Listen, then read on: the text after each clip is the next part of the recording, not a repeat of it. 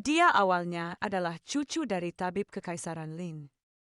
Karena sakit-sakitan, ia dibesarkan di keluarga Gu, rumah kakek dari pihak ibunya di Jiangnan, sejak kecil. Namun, takdir terkadang mempermainkan kita. Setelah kakeknya meninggal, tidak ada seorang pun di keluarga Gu yang bisa merawatnya. Jadi, dia mengikuti nenek Liao kembali ke kampung halamannya hanya untuk menyaksikan tragedi pembantaian keluarga Gu. Demi keselamatannya, nenek Liao menyuruhnya mengganti namanya. Sejak saat itu, dia menjadi Gu Qingning. Dia pergi ke ibu kota untuk mencari perlindungan di keluarga Shun di Guangping Houfu. Selama 10 tahun di keluarga Shun, Gu Qingning diam-diam menyelidiki kebenaran di balik pembantaian keluarga Lin. Kemudian, kasus keluarga Lin dipindahkan ke Dalisi. Menteri Laut Dali adalah Qin Guogong, Lu Chonghui. Saat itu, keluarga Qin Guogong mengirim seseorang untuk melamar Gu Qingning sebagai istri utama tuan muda kedua, Lu Hongzi. Semua orang iri dengan keberuntungan gadis yatim piatu ini. Dan Gu Qingning, demi menyelidiki kasus tersebut, ikut serta dan menyetujui pernikahan itu. Semuanya berjalan sesuai rencana. Namun, pada malam sebelum pernikahan, terjadi perubahan mendadak. Pada hari itu, Gu Qingning berada di pavilion Han Xiang, fokus menjahit gaun pengantinnya. Dia sangat berharap dapat menemukan petunjuk terkait kasus tersebut di kediaman Guogong.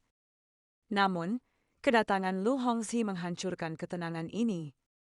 Qingning, aku ingin menikahi Ruoying sebagai istriku. Jarum di tangan Gu Qingning berhenti bergerak.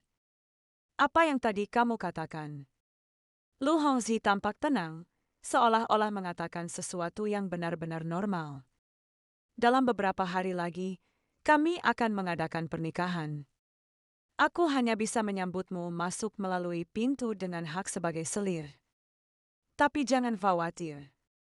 Demi persahabatan kita selama bertahun-tahun, meskipun dia adalah istri dan kau adalah selir, di masa depan, kalian tetap akan menjadi saudara perempuan di rumah besar ini, terlepas dari pangkat.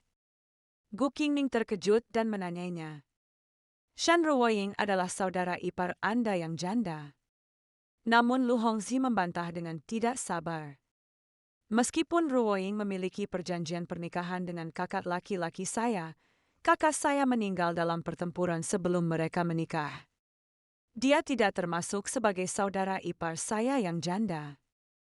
Kini seluruh ibu kota menyebarkan desas-desus bahwa Ruoying dikutuk untuk mencelakai suaminya. Jika aku tidak menikahinya, dia tidak akan bisa hidup. Gu Qingning menunjukkan bahwa Lu Jingyu adalah kakak laki-lakinya, dan dia telah meninggal kurang dari setengah tahun, namun dia sudah tidak sabar untuk menikahi istri kakaknya yang belum sempat berhubungan intim. Saat ditanya, Lu Hongzi mulai mengancam secara langsung. Gu Qingning, apakah kamu setuju atau tidak? Bagaimana jika saya tidak setuju? Lu Hongzi tiba-tiba berdiri dan menumpahkan cangkir teh di atas meja. Ruoying, ayahmu ternyata sepupumu. Apakah kau harus memaksanya mati? Saat itu juga, Shan Ruoying masuk ke pavilion Han Xiang dengan panik. Hongzi, jangan sampai kamu berkonflik dengan sepupu karena aku. Shan Ruoying berjalan cepat, meraih lengan Lu Hongzi dan terisak-isak. Ini semua adalah nasib burukku. Bahkan sebelum saya menikah, Cao Ganyi mengalami kecelakaan. Ini semua salahku. Qingning, jika kamu ingin menyalahkan seseorang untuk ini, salahkan aku. Jangan salahkan Hongzi. Dia hanya membantu saya demi persahabatan masa kecil kami. Melihat ini, Lu Hongzi segera menarik Shan Ruoying ke dalam pelukannya dengan iba, sambil menunjuk ke arah Gu Qingning dan mengumpat dengan keras. Seandainya aku tahu kau seperti ini, seluruh keluarga besar ini seharusnya tidak membesarkan anak yang tidak tahu berterima kasih sepertimu. Bisa menikah dan menjadi selir di kediaman Guogang lebih baik daripada hanya menjadi gadis yatim piatu biasa. Apakah Anda merasa tidak puas dengan Gu Qingning menundukkan matanya, sudut-sudut bibirnya melengkung membentuk seringai mengejek. Dia tidak peduli untuk menikah dengan keluarga Guagang manapun. Semua ini hanyalah jebakan agar dia bisa mengetahui kebenarannya. Dia mengingat pengalaman masa lalunya. Adegan-adegan berdarah itu masih terbayang jelas di benaknya. Lalu dengan tenang dia bertanya pada Lu Hongzhi, apakah kamu tidak takut ditertawakan oleh seluruh ibu kota karena melakukan ini? Lu Hongzhi menepis anggapan itu, dengan menyatakan bahwa semua ini dilakukan untuk menyelamatkan Ruoying. Shan Ruoying menyeka air mata dari sudut matanya dan berpura-pura lemah, lalu berkata, lupakan saja. Pada akhirnya, masalah ini adalah kesalahan saya. Siapa yang menyuruhku memiliki nasib seburuk ini? Sebelum saya menikah, Xiao Gangi mengalami kecelakaan. Sejak saat itu, saya menyandang reputasi sebagai orang yang mengutuk suami saya. Aku akan segera memberitahu Nenek Hongzhi dan yang lainnya. Aku tidak akan menikah. Aku akan menjadi seorang biarawati. Setelah mengatakan itu, dia berlari keluar sambil menangis. Lu Hongzhi hendak mengejarnya, tetapi tiba-tiba menoleh dan menatap Gu Qingning dengan ganas. Saya datang hari ini untuk memberitahu Anda, bukan untuk berdiskusi dengan Anda. Anda harus secara sukarela meminta untuk menjadi selir atau pernikahan kita dibatalkan. Setelah mengucapkan kata-kata itu, Lu Hongzhi berbalik dan mengejarnya. Shan Ruoying terisak pelan dalam pelukannya. Dia tahu betul bahwa dengan meninggalnya Lu Jingyu, Lu Hongzhi akan segera mewarisi gelar tersebut dan menjadi Xiao Gangi. Jadi, keputusannya untuk menikahi Lu Hongzhi bukanlah keputusan yang salah. Memikirkan hal itu, senyum tersungging di bibirnya. Siapa yang mau menjadi janda jika mereka bisa menjadi istri Xiao Gangi? Bansia khawatir Shan Ruoying benar-benar akan menjadi seorang biarawati. Namun Gu Qingning mampu membaca pikiran sepupunya. Shan Ruoying tidak akan sanggup melakukannya. Sepupunya, sekilas, memang tampak seperti seorang wanita bangsawan sempurna dari keluarga terhormat. Namun, jika dia benar-benar begitu mulia dan tanpa celah, bagaimana mungkin dia berbalik dan ingin menikahi saudara ketujuh, Lu Hongzhi, tak lama setelah Xiao Gangi meninggal. Dan dengan alasan bahwa dia punya janji lain. Sepupu saya bukanlah orang yang sederhana. Melihat majikannya begitu tenang dan terkendali, Bansia pun ikut tenang. Dia bertanya dengan rasa ingin tahu, Nona, apakah kita akan melanjutkan pengaturan mas kawin? Gu Qingning mengangguk. Lanjutkan pengorganisasian. Jangan lupa membawa kotak obat, buku-buku medis, dan barang-barang lainnya. Bansia mengangguk patuh dan mengangkat sebuah peti yang beratnya lebih dari 100 jing ke pundaknya dengan satu tangan. Untuk menyelidiki kasus keluarga Lin dari masa lalu, dia jelas harus menikah dengan keluarga King Wugong. Namun, terkait masalah pernikahan Shen Ruoying dengan Lu Hongzhi, dia tidak akan membiarkannya begitu saja. Dia harus memikirkan rencana yang bagus. Pagi-pagi sekali keesokan harinya, Gu Qingning dipanggil ke aula tanda tangan Nyonya Tua Shen. Saat melangkah masuk ke aula, ia melihat Nyonya Shen tua dan Nyonya Shen duduk di kursi kehormatan. Ibu Lu Hongzhi, Feng Shui, seorang wanita asing dari Wugong, juga duduk di samping. Dia selalu memandang rendah Gu Qingning, anak yatim piatu dari keluarga pedagang. Sekarang, mendengar bahwa menantunya akan ditukar dengan putri sah dari keluarga Hong, Shan Ruoying, dia sangat bahagia. Sikapnya bahkan menjadi ramah. Qingning, meskipun masalah ini muncul tiba-tiba, kita semua tahu bahwa kamu selalu bijaksana dan masuk akal. Sepertinya, Anda tidak akan menentang pernikahan ini, kan? Nyonya Shen yang sudah tua juga ikut berkomentar dari samping, mengatakan bahwa mereka berdua tumbuh bersama. Di masa depan, sebagai ipar perempuan, kalian bisa saling mendukung. Rumah bangsawan Shen Hong juga akan mendukung Anda. Gu Qingning merenung dalam hati. Dia memahami sifat Shen Ruoying. Jika Shen Ruoying menjadi nyonya rumah Wugong, dia pasti akan menciptakan rintangan yang tak ada habisnya baginya. Sisa hidupnya akan terperangkap di halaman belakang, disiksa hingga mati oleh mereka. Yang lebih penting lagi, dia memikul tanggung jawab berat untuk menemukan kebenaran di balik pembantaian keluarga Lin dan membutuhkan kebebasan bergerak agar memiliki lebih banyak kesempatan untuk menyelidiki petunjuk. Terjebak di halaman belakang seperti ini, bagaimana dia bisa menyelidiki kasus tersebut? Melihat Gu Qingming terdiam lama, Nyonya Shen dan Nyonya Shen tua sedikit bingung. Nyonya Shen mendengus dingin dan mulai menekan, mengatakan bahwa keluarga Shen telah membesarkannya sebagai nona tertua selama 10 tahun dan dia tidak bisa mempersulit keluarga Shen. Kali ini, Gu Qingming berbicara dengan tenang. Apa yang dikatakan para tetua itu benar. Di masa depan, dengan saya dan sepupu tinggal di rumah yang sama, kami benar-benar bisa saling mendukung. Mendengar itu, semua orang mengira dia telah mengalah. Feng Shui dengan bangga memujinya karena kebijaksanaannya. Nyonya Shen yang tua juga menghiburnya, tanpa mengatakan bahwa makanan dan pakaiannya di rumah Guagong tidak akan buruk. Nyonya Shen juga ikut memberikan pujian yang munafik. Melihat wajah-wajah munafik di hadapannya, bibir Gu Qingming melengkung membentuk senyum mengejek. Namun, aku ingin menjadi selir untuk Liu Hongji. Saya ingin menikah lagi dengan Zhao Gongyi, Liu Jingyu sebagai istrinya. Begitu kata-kata itu terucap, semua orang terkejut. Gu Qingming dan sepupunya melangsungkan pertunangan mereka di hari yang sama. Sepupunya akan menikahi pewaris istana Guagong sementara dia bertunangan dengan putra kedua, yang tahu bahwa Zizi akan tiba-tiba meninggal dalam pertempuran dan gelar itu akan diwarisi oleh putra kedua.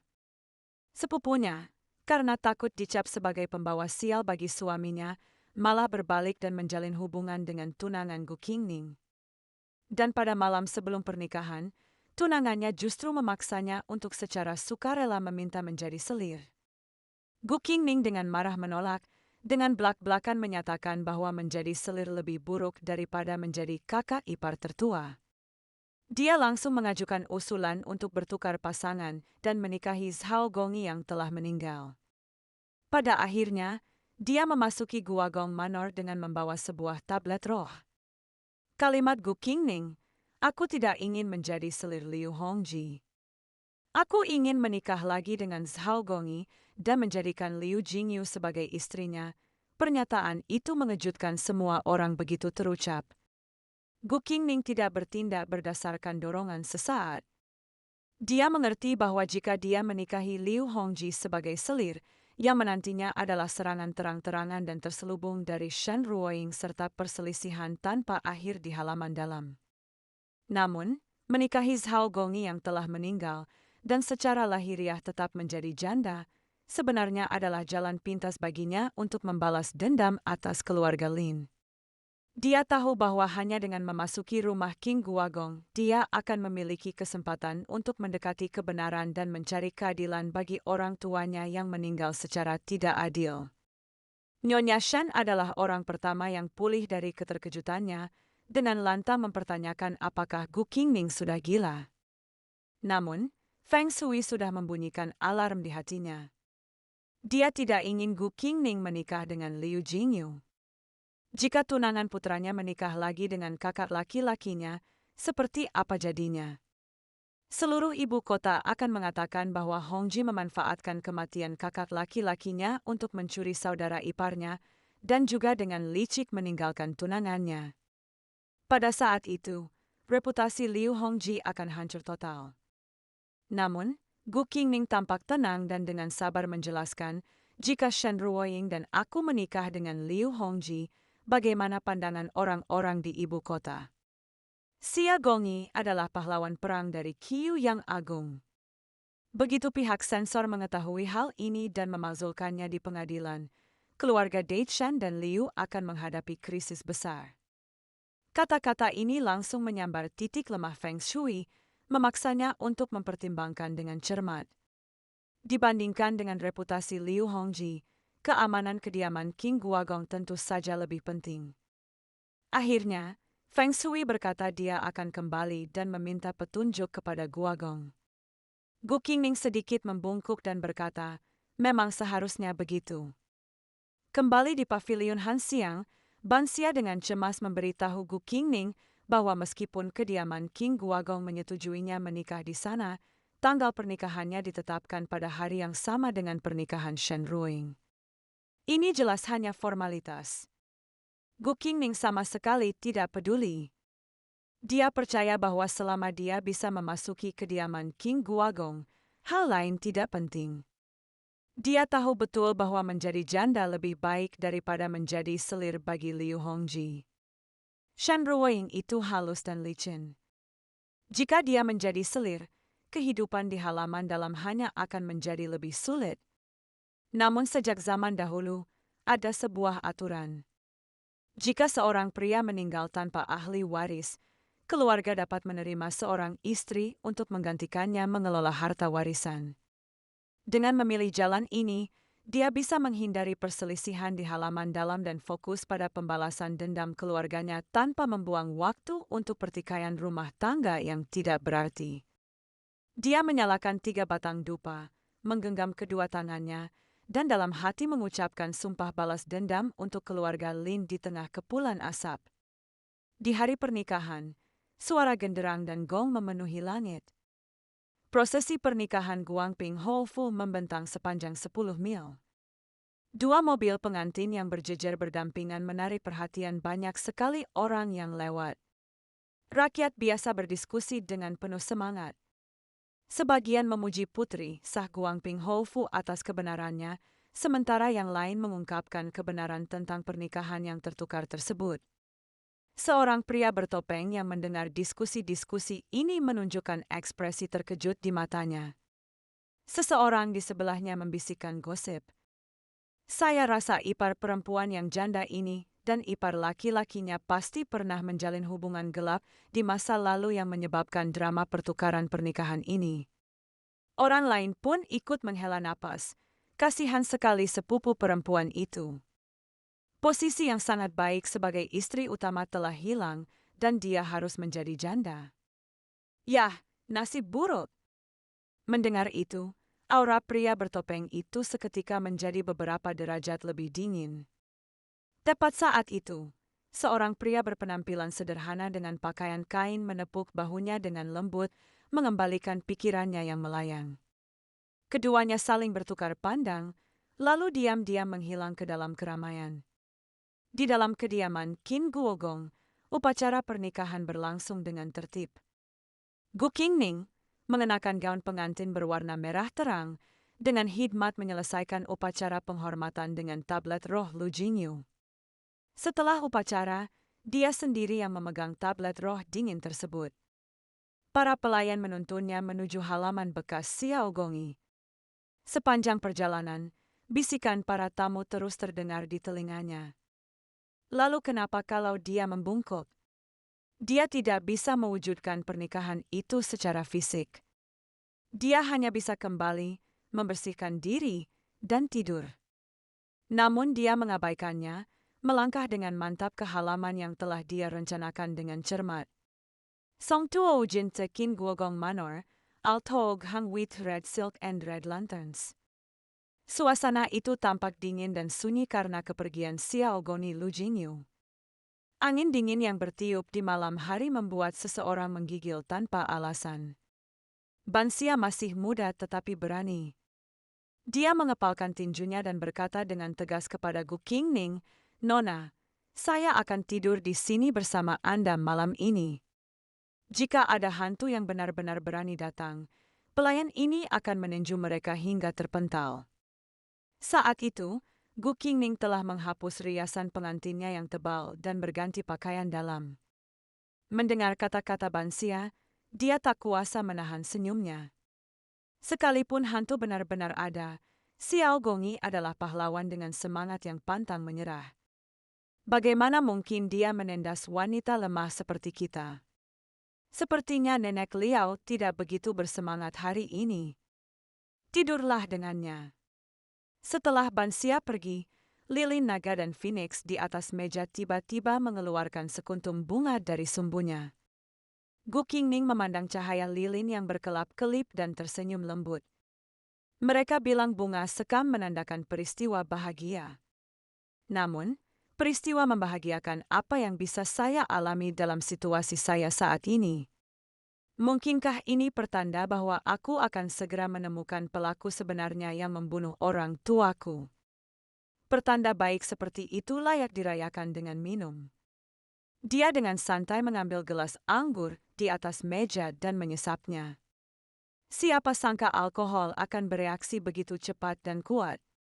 Dalam sekejap, dia merasa pusing dan langsung ambruk ke atas meja. Pada saat itu, sesosok bayangan gelap dengan tenang mendorong pintu hingga terbuka dan masuk. Itu adalah pria bertopeng dari hari itu. Tatapannya tertuju pada Gu Qingning yang mabuk. Apakah ini calon istri saya secara resmi? Dia berjalan maju dengan ringan, membungkuk, dan dengan hati-hati mengangkatnya. Kemudian dengan lembut ia membaringkannya di tempat tidur di ruangan dalam. Wanita itu mungkin merasa kepanasan saat tidur dan tanpa sadar menarik kerah bajunya, menyebabkan mata pria itu menjadi gelap. Dia buru-buru menurunkan tirai kasa merah itu. Berdoa dalam hati, tak melihat kejahatan di dalam hatinya. Dia berbalik dan melewati meja, melihat sisa anggur pengantin di dalam cangkir. Tanpa ragu, dia mengambilnya dan meminumnya dalam sekali teguk. Tiba-tiba, pengasuh Lu Jingyu, Chun Fanfang, masuk dan dengan tegas menanyakan siapa dia. Pria itu perlahan melepas topengnya. Sebenarnya Xia Gongyi, Lu Jingyu, yang dikabarkan tewas dalam pertempuran setengah tahun yang lalu. Chun Fanfang terkejut sekaligus gembira, lalu menangis terseduh-seduh. Xia Gongyi, kamu masih hidup. Itu luar biasa. Lu Jingyu mendukung Chun Fanfang yang bersemangat. Ceritanya panjang. Dia langsung bertanya, apa sebenarnya yang terjadi dengan pertukaran pengantin di rumah besar itu hari ini? Setelah menyebutkan hal ini, Chun Fanfang dengan marah menceritakan bagaimana Shen Ruoying menolak menjadi duda setelah kecelakaan yang menimpanya dan malah merayu tuan muda kedua, sementara Gu Qingning dipaksa untuk menimbun lubang tersebut. Setelah mendengarkan, ekspresi Lu Jingyu tetap tenang, tanpa menunjukkan emosi apapun. Dia menyuruh Chun Fanfang untuk tidak mengungkapkan fakta bahwa dia masih hidup untuk sementara waktu dan mengatur agar properti dan toko-toko milik Song Turoge diserahkan kepada Gu Qingning untuk dikelola. Dia memikirkan sosok ramping dengan alis berkerut di atas ranjang, merasa bahwa wanita itu polos dan menyedihkan. Dia menginstruksikan Chun Fanfang untuk menjaga Gu Qingning dengan baik sebelum kepulangannya, tetapi juga untuk mencegahnya mengalami musibah yang tidak pantas lagi. Setelah menjelaskan semuanya, dia berbalik dan meninggalkan rumah Guagong, hari pertama janda yang baru menikah itu, dengan keras menghantam putri sah dari rumah besar tersebut. Dia menyela dengan mengatakan, menurut aturan, kamu harus memanggilku kakak ipar tertua untuk menegaskan statusnya.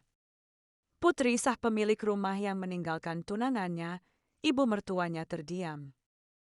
Pertarungan di Guagong Manor dimulai dengan penuh energi. Sehari setelah pernikahan, Gu Qingning terbangun di Song Turoge. Ekspresinya agak bingung. Dia ingat tertidur di atas meja tadi malam. Bagaimana kamu bisa masuk ke tempat tidur? Pada saat itu, pelayan Bansia mengangkat tirai dan masuk untuk melayaninya dalam mengganti pakaian. Saat ia membantunya berdiri, Bansia terkejut melihat penampilannya. Mata Gu Qingning merah, bengkak, dan berair. Ternyata lilin merah bergambar naga dan Phoenix itu menyala sepanjang malam, dan bau menyengat minyak lilin membuat matanya merah dan terasa sakit. Bansia merasa cemas dan bergegas mengambil obat. Namun, Gu Qingning hanya melambaikan tangannya dengan lembut untuk menolak. Saat berjalan ke meja, dia menatap cangkir anggur pengantin yang kosong, secercah pemahaman terpancar di matanya. Dia pasti mabuk berat, Itulah sebabnya dia pingsan dan berpindah dari meja ke tempat tidur. Selanjutnya, Gu Qingning memerintahkan Ban Xia untuk membantunya berdandan dan merias wajah. Hari ini adalah hari setelah pernikahan. Sesuai aturan, dia harus pergi ke aula utama untuk menyajikan teh. Di dalam aula utama, Gu Qingning berjalan maju dengan sikap anggun untuk menyajikan teh. Tatapan Qin Guogong tertuju pada mata gadis itu yang memerah, secercah emosi yang tak terlihat terlintas di matanya. Di sampingnya, Feng Shui memberikan gelang giok dan secara pribadi memasangkannya di pergelangan tangannya, sambil mengucapkan kata-kata sopan tentang kebersamaan keluarga. Namun begitu dia selesai berbicara, tawa riang terdengar dari luar pintu. Liu Hongzhi dan putri sah dari rumah besar itu, Shan Ruoying, berjalan bergandengan tangan. Perilaku mereka sangat mesra, sama sekali mengabaikan aturan-aturan di rumah besar itu. Qin Guogong sedikit mengerutkan kening, jelas tidak puas dengan layanan minum teh yang terlambat ini. Melihat hal ini, Feng Shui dengan cepat membereskan keadaan. Keduanya buru-buru berbaikan setelah saling menyapa. Gu Qingning berdiri dengan tenang di samping, mengamati hidung dan hatinya. Barulah ketika kata studi keluar dari mulut Qin Guogong, alisnya sedikit berkedut. Dia sudah lama mendengar tentang berkas kasus lama keluarganya yang tersembunyi di ruang kerja Guogong. Hanya saja, ruang penelitian itu dijaga ketat dan dia tidak tahu kapan dia akan memiliki kesempatan untuk menyelidikinya. Sebelum sempat beristirahat, Shan Ruoying mencondongkan tubuh, berpura-pura peduli apakah wanita itu mengenali tempat tidur tersebut, tetapi sebenarnya sengaja memiringkan lehernya untuk memperlihatkan tanda merah yang ambigu sebagai bentuk pamer.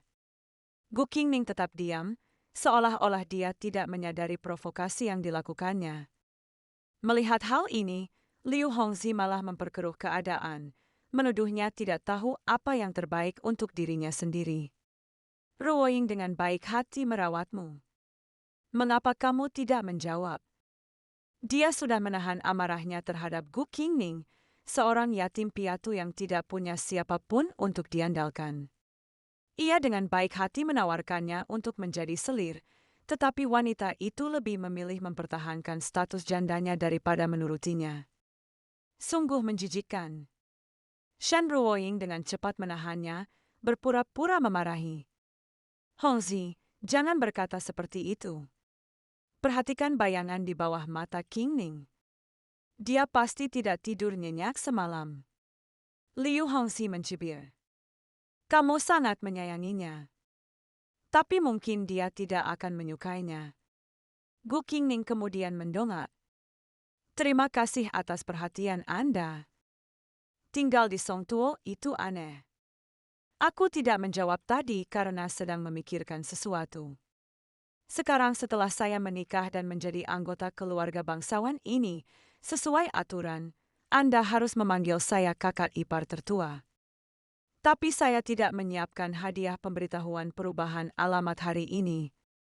Itu adalah kelalaian saya.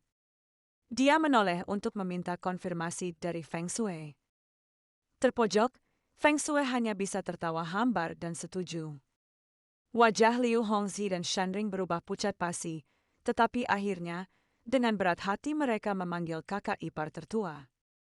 Saya akan memberikan hadiah itu nanti. Gu Qingning menjawab dengan lemah. Tatapannya menyapu ekspresi buruk mereka dan dia tidak berkata apa-apa lagi. Shan Ruoying langsung sangat marah hingga wajahnya memerah. Melihat ini, Feng Shui dengan cepat mengganti topik pembicaraan, menatap Liu Hongzhi dan Shan Ruoying. Karena kamu sudah menikah sekarang, hiduplah dengan baik di masa depan dan berusahalah agar aku segera bisa menggendong seorang cucu laki-laki. Dalam hatinya, dia sedang menghitung. Putranya menikahi putri sah dari pemilik rumah tersebut. Jika ia dapat melahirkan pewaris laki-laki sejak dini, Guogong pasti akan membiarkan Hongzhi mewarisi gelar tersebut. Setelah berbicara, dia menoleh dengan penuh arti ke arah Gu Qingning, nadanya sedikit menyindir.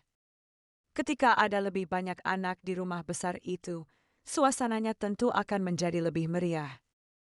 King Ning, bukankah kamu setuju? Menurut pandangannya, seorang janda yang ditakdirkan untuk tidak memiliki anak, bahkan jika menikah dengan keluarga Guagong, apa yang bisa diandalkan darinya? Tanpa diduga, Gu Qingning tersenyum tipis. Ibu benar sekali. Jika kakak laki-laki dan ipar perempuan kedua memiliki banyak anak, sebaiknya kamu mengadopsi 1 atau 2 anak untuk rumah pertama kita di masa depan. Itu akan menambah keseruan. Begitu kata-kata itu terucap, ekspresi ketiganya berubah drastis.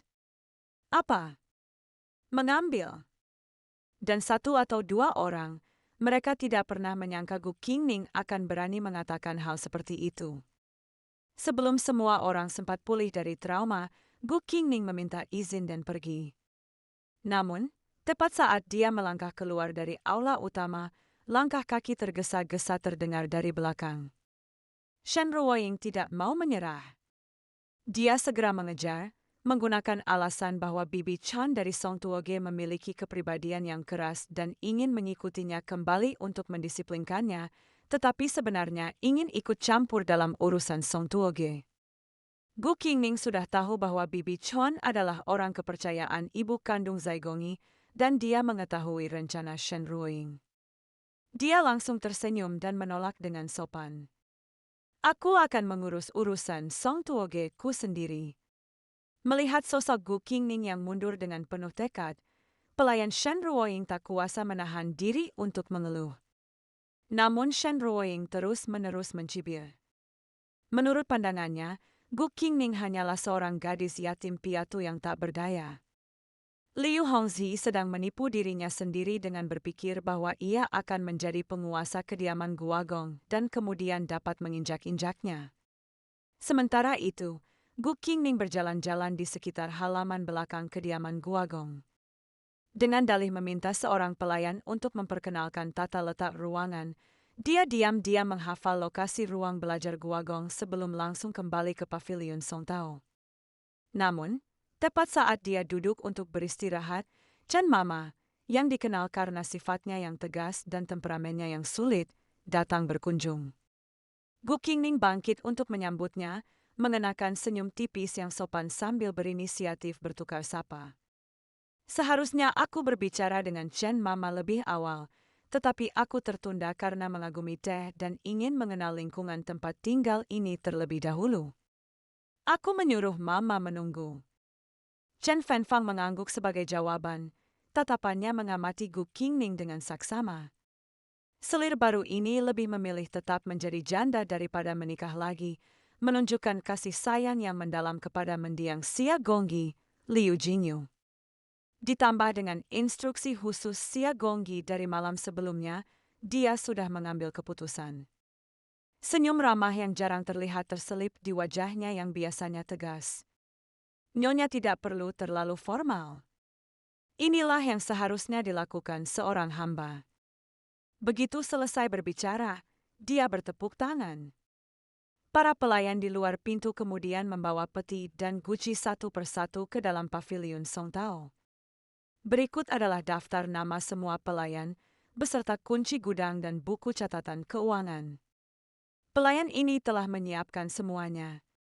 Mulai hari ini, pavilion Songtao diserahkan kepada ibu untuk dikelola. Melihat tumpukan peti dan buku rekening yang menjulang setinggi setengah badan seseorang, Gu Qingning benar-benar tercengang. Dia sudah lama mendengar bahwa Chen Mama adalah orang kepercayaan ibu kandung Xia Gongyi dengan karakter yang tangguh dan pantang menyerah. Bagaimana mungkin dia dengan mudah menyerahkan semua aset Xia Gongyi?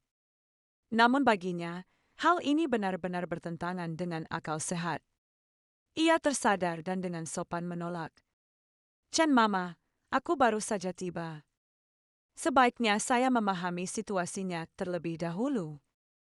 Kunci gudang dan perbendaharaan pribadi Xia Gongyi yang harus saya serahkan kepada Anda untuk terus mengelolanya. Namun Chen Fanfang bersikeras menolak. Anda adalah nyonya yang sah dari halaman ini. Sudah sepatutnya kamu yang mengambil alih kendali. Di masa depan, Anda juga akan mengikuti Guogong Foreign dalam mempelajari cara mengelola seluruh kediaman Guogong. Jadikan urusan keluarga ini sebagai latihan terlebih dahulu. Jika ada sesuatu yang tidak Anda mengerti, panggil saya kapan saja. Setelah Chen Fenfang pergi, ketiga orang di ruangan itu, Nyonya dan para pelayan, saling memandang dengan cemas. Mata Bansi dipenuhi rasa takjub. Sia Gonggi sekaya ini. Namun, Yao Popo mengerutkan kening karena khawatir. Dia merasa reaksi Chen Mama terlalu tidak normal dan merasa agak gelisah. Gu Qingning berpikir sejenak dan kemudian memahami poin kuncinya. Chen Mama ingin menjaga martabat cabang pertama dan tidak ingin melihatnya mengalami kemunduran total. Dia pertama kali mengizinkan saya mengambil alih pavilion Song Tao. Selanjutnya, saya khawatir dia akan membantu saya memperjuangkan hak pengelolaan rumah tangga berdasarkan Feng Shui, lalu mengadopsi anak dari cabang samping untuk melanjutkan garis keturunan cabang pertama. Yao Popo menghela napas lega mendengar itu, lalu mendesaknya untuk memastikan apakah dia benar-benar berniat mengadopsi dari cabang kedua. Secercah kelicikan terpancar dari mata Gu Qingning. Apa yang saya katakan barusan hanyalah untuk sengaja memprovokasi Chen Ruoying. Dengan sifatnya yang penuh kecurigaan, saya khawatir dia tidak akan bisa tenang selama beberapa hari ke depan. Kemudian dia memberikan instruksi. Hari ini, mari kita periksa buku-buku rekening ini dengan saksama terlebih dahulu. Sia Gonggi telah pergi selama lebih dari setengah tahun. Saya ingin memeriksa sendiri properti-properti atas namanya.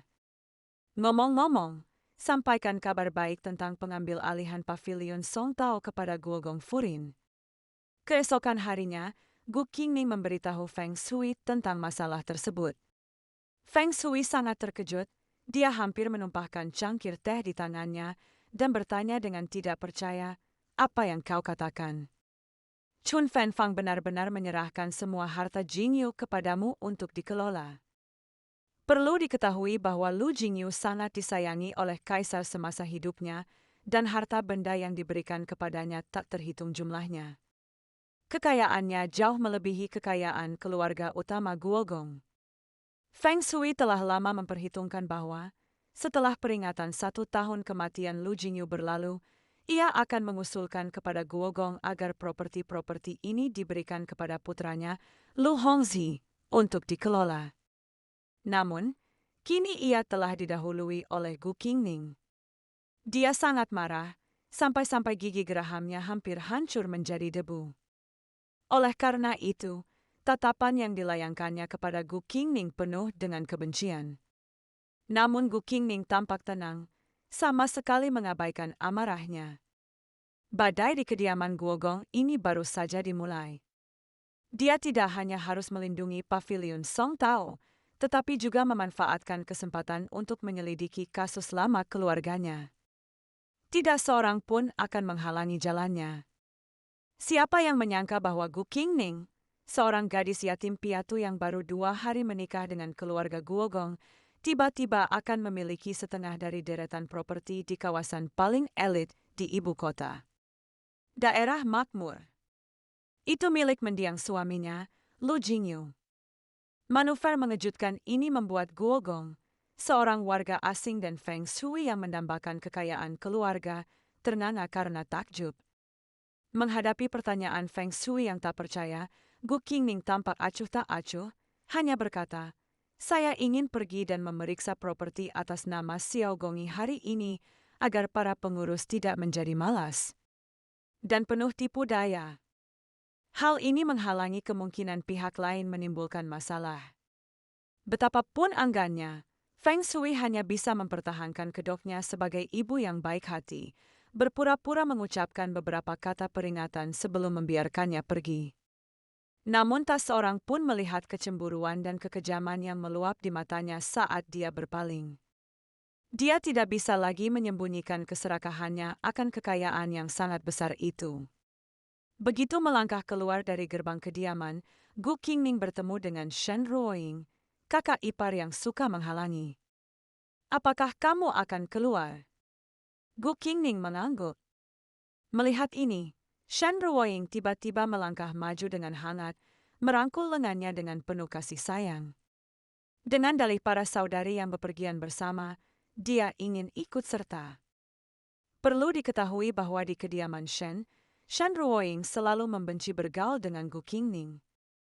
Ketelitiannya yang begitu meningkat sekarang semata-mata karena dia mendengar bahwa kepemilikan properti telah berpindah tangan dan ingin memanfaatkan kesempatan itu untuk menyelidiki situasi tersebut. Gu Qingning langsung mengetahui niat sebenarnya dari wanita itu. Baik jalannya panjang dan banyak yang harus dilakukan, namun tubuhmu rapuh dan lemah, kamu tidak akan mampu menanganinya.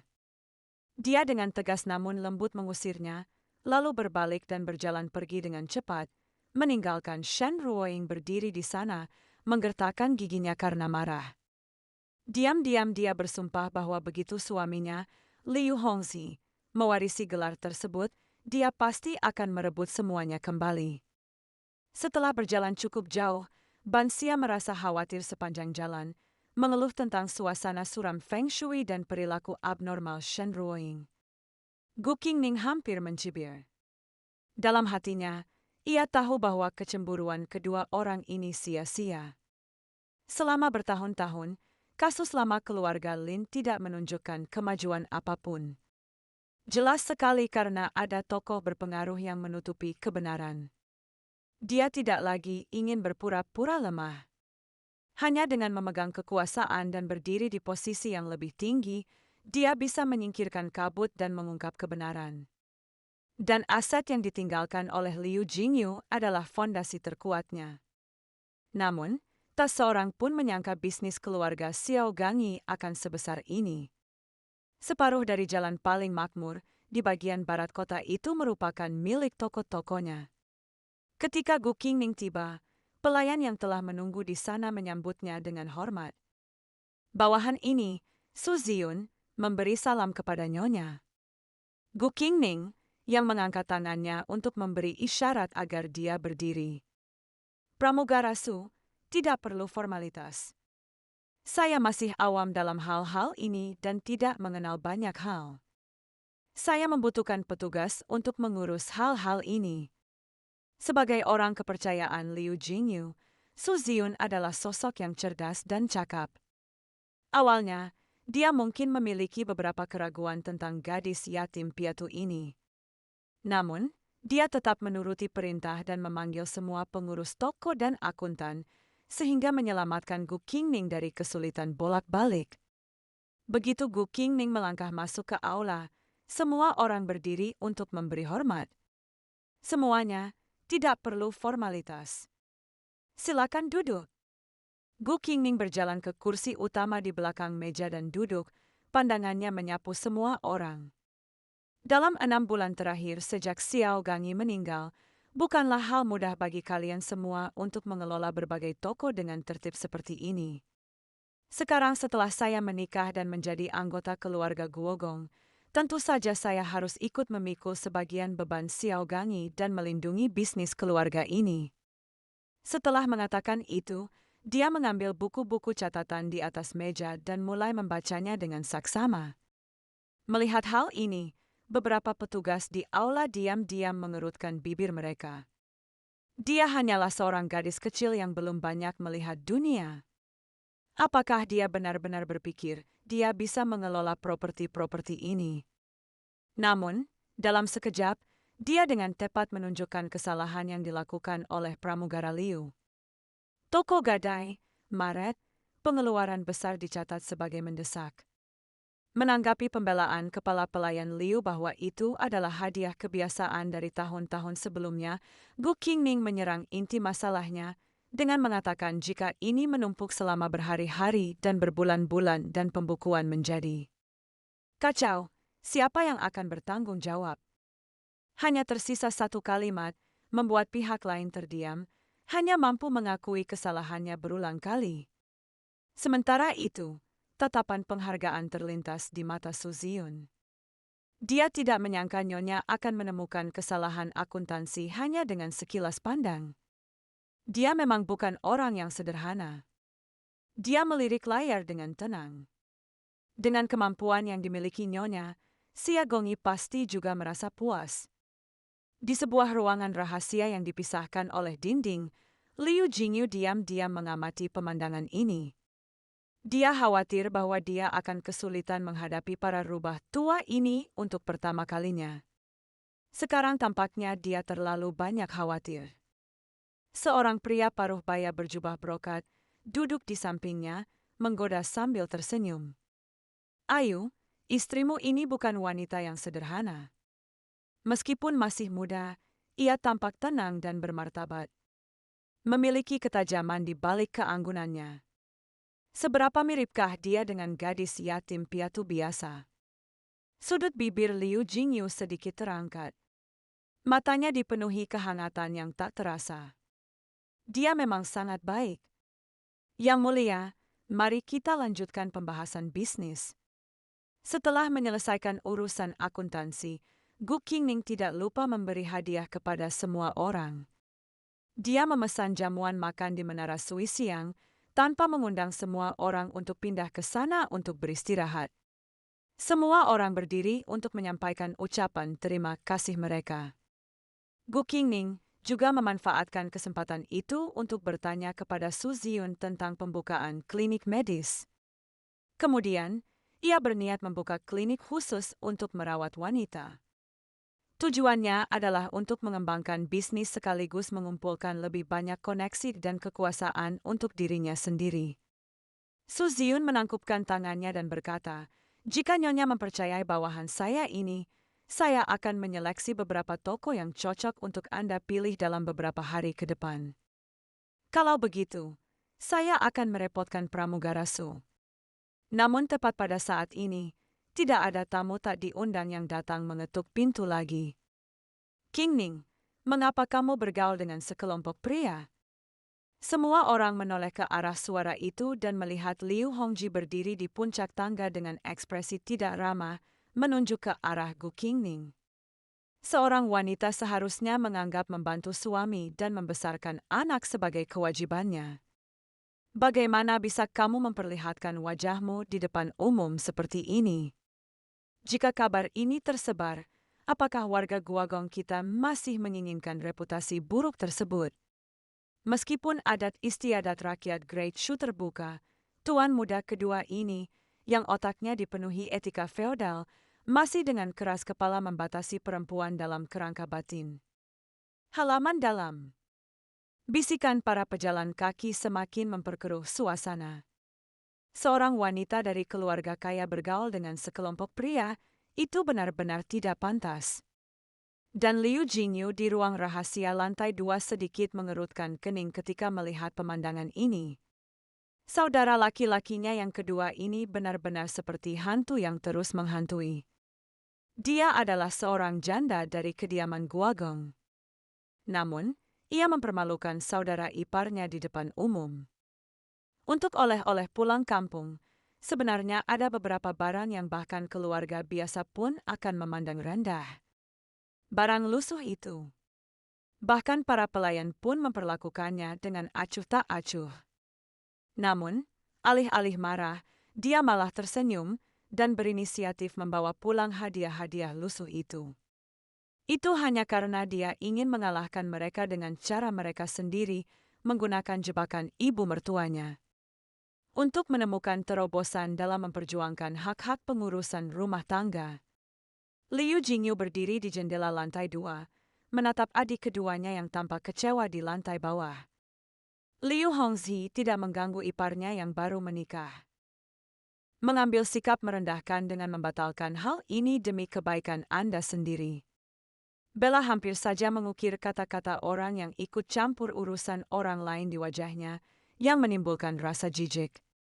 Melihat wajah itu, jari-jari Liu Jingyu berkedut. Dia ingin mengirim seseorang saat itu juga untuk memberi pelajaran kepada saudara keduanya yang tidak tahu ketinggian langit.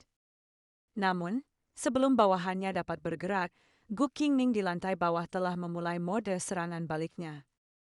"Apakah kamu tidak mengenal pramugara Su dan yang lainnya?" Nada suara Liu Hongzi mengandung sedikit ketidaksabaran. Aku mengenal mereka. Biarkan orang lain yang mengurus urusan toko. Wanita yang berada di halaman dalam sebaiknya segera kembali ke kediamannya. Menanggapi pernyataan provokatif Liu Hongzhi bahwa seorang wanita di halaman dalam seharusnya pulang dan menyerahkan toko-toko kepada orang lain. Namun, dia hanya tersenyum tipis. Kakak kedua, apakah kau sudah lupa? Anda harus memanggil saya kakak ipar tertua. Dengan kalimat sederhana ini, penindasan status telah dijelaskan. Aura yang kuat seketika menyelimuti Liu Hongzhi. Liu Hongzhi terdiam sejenak dan menahan tangis untuk waktu yang cukup lama. Namun dia tetap tidak menyerah. Kakak iparku tersayang, aku mengatakan ini demi kebaikanmu sendiri. Pada akhirnya, dia bahkan menggunakan penculikan moral dengan mengklaim bahwa wanita mudah ditipu dan menunjukkan wajah di depan umum merusak reputasi seseorang. Namun dia tidak pernah menyangka bahwa begitu kata-kata itu keluar dari mulutnya, itu akan seperti mengusik sarang lebah. Dia dikepung secara kolektif oleh Yuan milik Su dan sejumlah besar pelayan yang berjaga-jaga. Kita semua adalah orang Zhaogang. Siapa yang berani menipu nyonya? Segera setelah itu, seseorang berkata dengan penuh kemarahan, kata-kata tuan muda kedua itulah yang benar-benar mencoreng reputasi nyonya, bukan? Yang lebih kejam lagi, seseorang langsung mengungkit kembali dendam lama. Tidak. Pembatalan pertunangan oleh tuan muda kedua itulah yang semakin merusak reputasi nyonya. Setiap kalimat menyentuh titik vital, membuat wajah Liu Hongzhi semerah air. Ia menjadi sangat marah karena merasa dipermalukan, melontarkan kata-kata, "Aku tidak peduli lagi padamu," lalu berbalik untuk pergi. Namun, ia menerima pukulan fatal lainnya dari Gu Qingning. Saya sudah meminta petunjuk kepada ibu mengenai pengelolaan properti hari ini. Lagi pula, suami saya bahkan tidak bisa mengendalikan saya. Mengapa kakak kedua harus begitu suka ikut campur urusan orang lain? Kata-kata itu membuat wajah Liu Hongzhi pucat pasi. Namun yang menggelikan adalah dia benar-benar menipu dirinya sendiri dengan berpikir Gu Qingning menyalahkannya karena membatalkan pertunangan karena dia masih menyayanginya. Sebelum pergi, dia dengan keras kepala bersikeras, "Aku tidak akan berdebat denganmu hari ini. Cepat atau lambat kamu akan mengerti bahwa aku melakukan ini demi kebaikanmu sendiri." Setelah berbicara, dia melangkah pergi tanpa menoleh ke belakang. Sosok yang mundur itu tampak sangat lucu dan menggelikan. Dan di lantai atas, Liu Jingyu melihat semuanya dengan jelas, matanya penuh kekaguman. Istri nominalnya ini berulang kali menghancurkan persepsinya. Pidatonya tidak menunjukkan kerendahan hati maupun kesombongan. Tindakannya bijaksana dan penuh akal. Bagaimana mungkin dia wanita yang lemah sehingga bisa dimanipulasi oleh orang lain? Pada saat itu, seorang bawahan maju ke depan untuk bertanya apakah mereka masih harus memberi pelajaran kepada tuan muda kedua. Liu Jingyu hanya menutup jendela dengan acuh tak acuh. Kakakku yang kedua sama sekali bukan tandingan putri klan Gu. Di sisi lain, Liu Hongzhi yang frustrasi berlari dengan marah menemui ibunya, Feng Shure, untuk mengadu, menanyakan mengapa ibunya membiarkan Gu Qingning mengendalikan harta warisan yang ditinggalkan oleh kakak laki-lakinya. Dia adalah seorang wanita yang memperlihatkan wajahnya di depan umum. Bagaimana jadinya jika kabar itu tersebar? Feng Shure juga dipenuhi kepahitan, mengakui dengan jujur bahwa itu bukanlah instruksinya. Namun, si rubah tua Chon Fenfang, yang langsung menyerahkan semua harta Liu Jingyu kepada Gu Qingning untuk dikelola. Mendengar itu, wajah Liu Hongzhi dipenuhi keheranan, dan ia berseru tak percaya. Bagaimana mungkin itu terjadi? Hati Feng Shure sudah dipenuhi rasa gelisah, karena ia sangat menyadari bahwa kebangkitan Gu Qingning akan mengancam posisinya. Ia hanya bisa dengan cemas mendesak putranya untuk mewarisi gelar tersebut sesegera mungkin dan membiarkan Ruoying melahirkan putra sulung yang sah. Hanya dengan cara ini seluruh kediaman Guagong akan benar-benar menjadi milik Anda. Mendengar kata-kata ibunya, Liu Hongzhi mengerutkan kening tanpa terlihat, tetapi akhirnya mengangguk setuju. Begitu sosok Liu Hongzhi menghilang di luar gerbang halaman, kehangatan di wajah Feng Shure langsung memudar, digantikan oleh bayangan suram. Gu Qingning ini benar-benar menyebalkan dimanapun, membuat hidupnya tidak menyenangkan. Pada saat itu, Mei Biun yang dipercayanya maju untuk melapor, mengingatkannya bahwa besok adalah hari kedua nona muda itu kembali ke rumah. Kita harus menyiapkan oleh-oleh. Feng Shure memutar matanya, dan sebuah ide jahat muncul di hatinya. Gu Qingning, seorang janda, masih berani pulang ke rumah. Tidak perlu menyiapkan apapun secara asal-asalan untuk Gu Qingning. Biun buru-buru mengingatkannya, tetapi bagaimana jika nona muda tertua benar-benar pulang? Jika Anda, sebagai ibu mertua, tidak memberikan hadiah balasan yang layak, orang luar pasti akan mengatakan Anda memperlakukannya dengan kasar yang akan merusak reputasi kediaman Guagong. Feng Shure berpikir sejenak, akhirnya menggertakkan giginya dan memilih. Anda benar. Kita tidak bisa memberi orang alasan untuk bergosip. Kumpulkan saja 3 atau 4 barang acak untuk Gu Qingning. Adapun untuk Ruoying, siapkan hadiah balasan yang sangat murah hati. Biarkan keluarga Shun melihat siapa yang lebih dihargai oleh warga Guagong kita. Dia menghitung dengan sempurna. Dia hanya ingin keluarga Shun menganggap Gu Qingning sebagai bahan lelucon dan mempermalukannya. Dot melampiaskan kebencian yang ada di hatinya. Tak lama kemudian, Biun memimpin orang-orang untuk mengantarkan hadiah balasan. Kunjungi pavilion Songtao milik Gu Qingning. Chun Fanfang memandang beberapa barang yang sangat lusuh itu, barang-barang yang bahkan keluarga biasa pun akan memandang rendah. Wajah Dot langsung memerah. Hal-hal ini bahkan lebih rendah kualitasnya dibandingkan dengan hadiah balasan dari keluarga biasa. Apa maksud dari Guagong 4 ini? Apakah hal yang sama berlaku untuk nona muda kedua? Biun menjawab dengan acuh tak acuh, pelayan ini tidak tahu, lalu membungkuk memberi hormat dan pergi terburu-buru. Chun Fanfang sangat ingin menemui Feng Shure untuk menuntut penjelasan, tetapi dihentikan oleh Gu Qingning. Bawalah beberapa barang ini pulang. Chun Fanfang sangat cemas. Tapi nyonya, ini terlalu merugikan Anda. Gu Qingning menggelengkan kepalanya. Keluhan kecil ini tidak berarti apa-apa. Karena Feng Shure ingin membuat rencana untuk mempermalukan saya akan mengalahkannya dengan caranya sendiri. Kebetulan sekali, saya sedang khawatir karena tidak punya alasan untuk meminta hak mengurus rumah tangga darinya. Dia secara aktif mengirimkan saya sebuah kesempatan. Carilah cara untuk memberitahu Guagong tentang hal ini. Mendengar ini, Chun Fanfang langsung mengerti kemampuan Gu Qingning dalam meramalkan masa depan. Nyonya, yakinlah, pelayan ini pasti akan menangani masalah ini dengan baik. Feng Shure tidak pernah menyangka bahwa lubang yang sengaja ia gali akhirnya akan menjadi batu loncatan bagi Gu Qingning untuk merebut kekuasaan. Ia adalah seorang janda yang baru saja kehilangan istrinya, namun ia ditindas baik oleh nyonya rumah maupun keluarga gadisnya. Bahkan hadiah balasan yang diterimanya pun sangat sederhana, hanya ada 3 atau 4 barang. Dia bahkan diejek secara terbuka sebagai pembawa sial oleh seluruh kerabat penghuni rumah tersebut. Namun, tepat ketika semua orang menunggu untuk melihatnya menjadi bahan olok-olok, ia malah secara tak terduga mendapatkan kekuasaan sebagai pengurus rumah tangga di kediaman Guagong.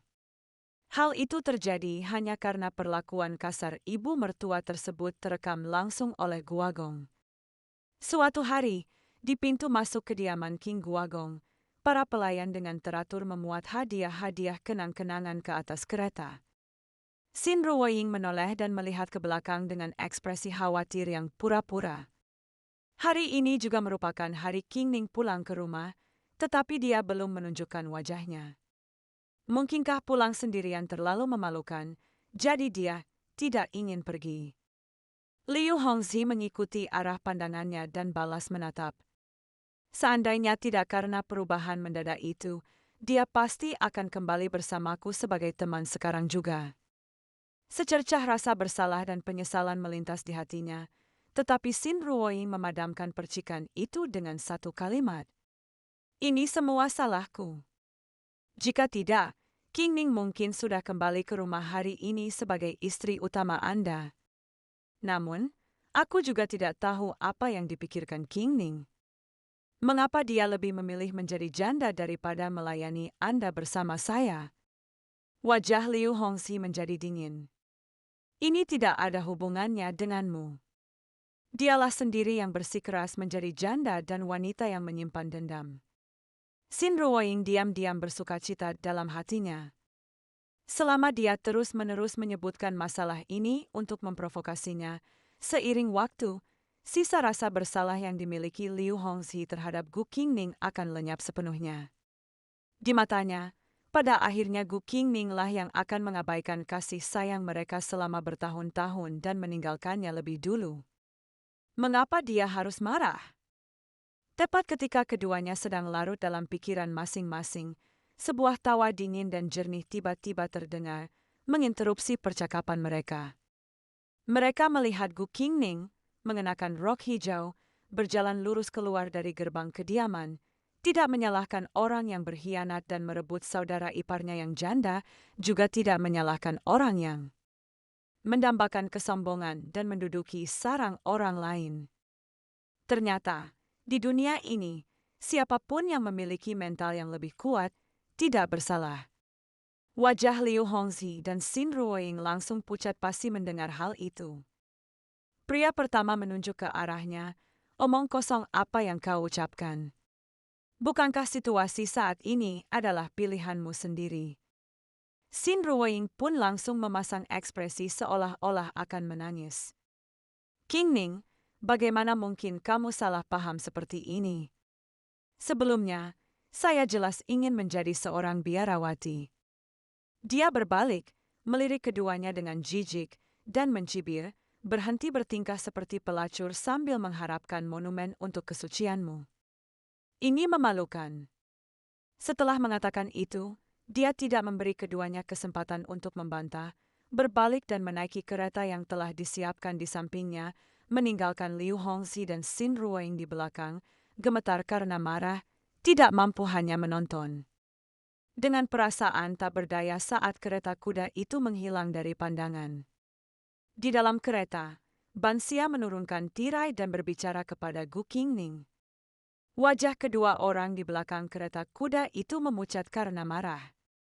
Gu Qingning menanggapi dengan acuh tak acuh, namun, selanjutnya giliran saya yang akan menunjukkan wajah muram. Bansia sangat bingung dan hendak bertanya lebih lanjut, tetapi Gu Qingning mengatakan kepadanya bahwa dia akan tahu setelah mereka tiba di kediaman Guan Pingho. Benar saja, setelah kereta tiba di kediaman Guan Pingho, sikap keluarga Sun sangat berbeda.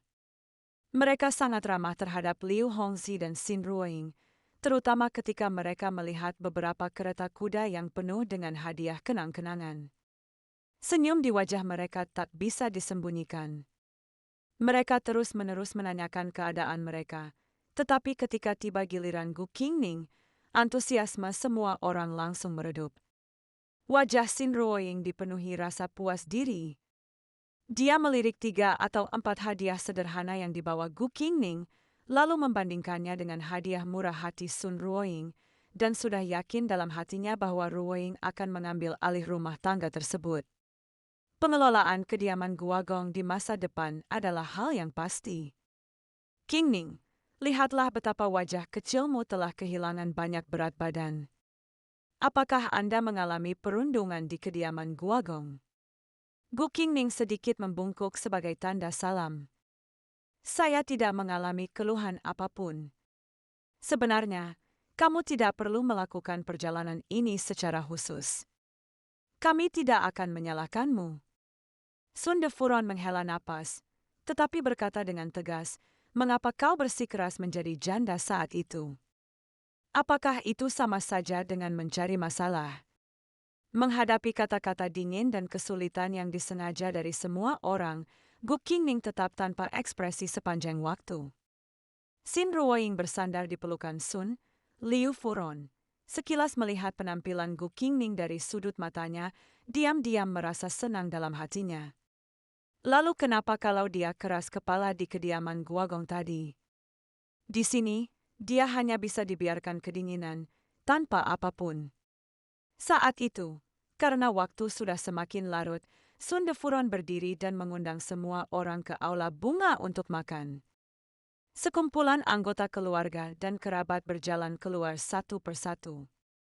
Mereka berbisik-bisik secara pribadi, Qingming hanya punya 2 atau 3 hadiah balasan itu.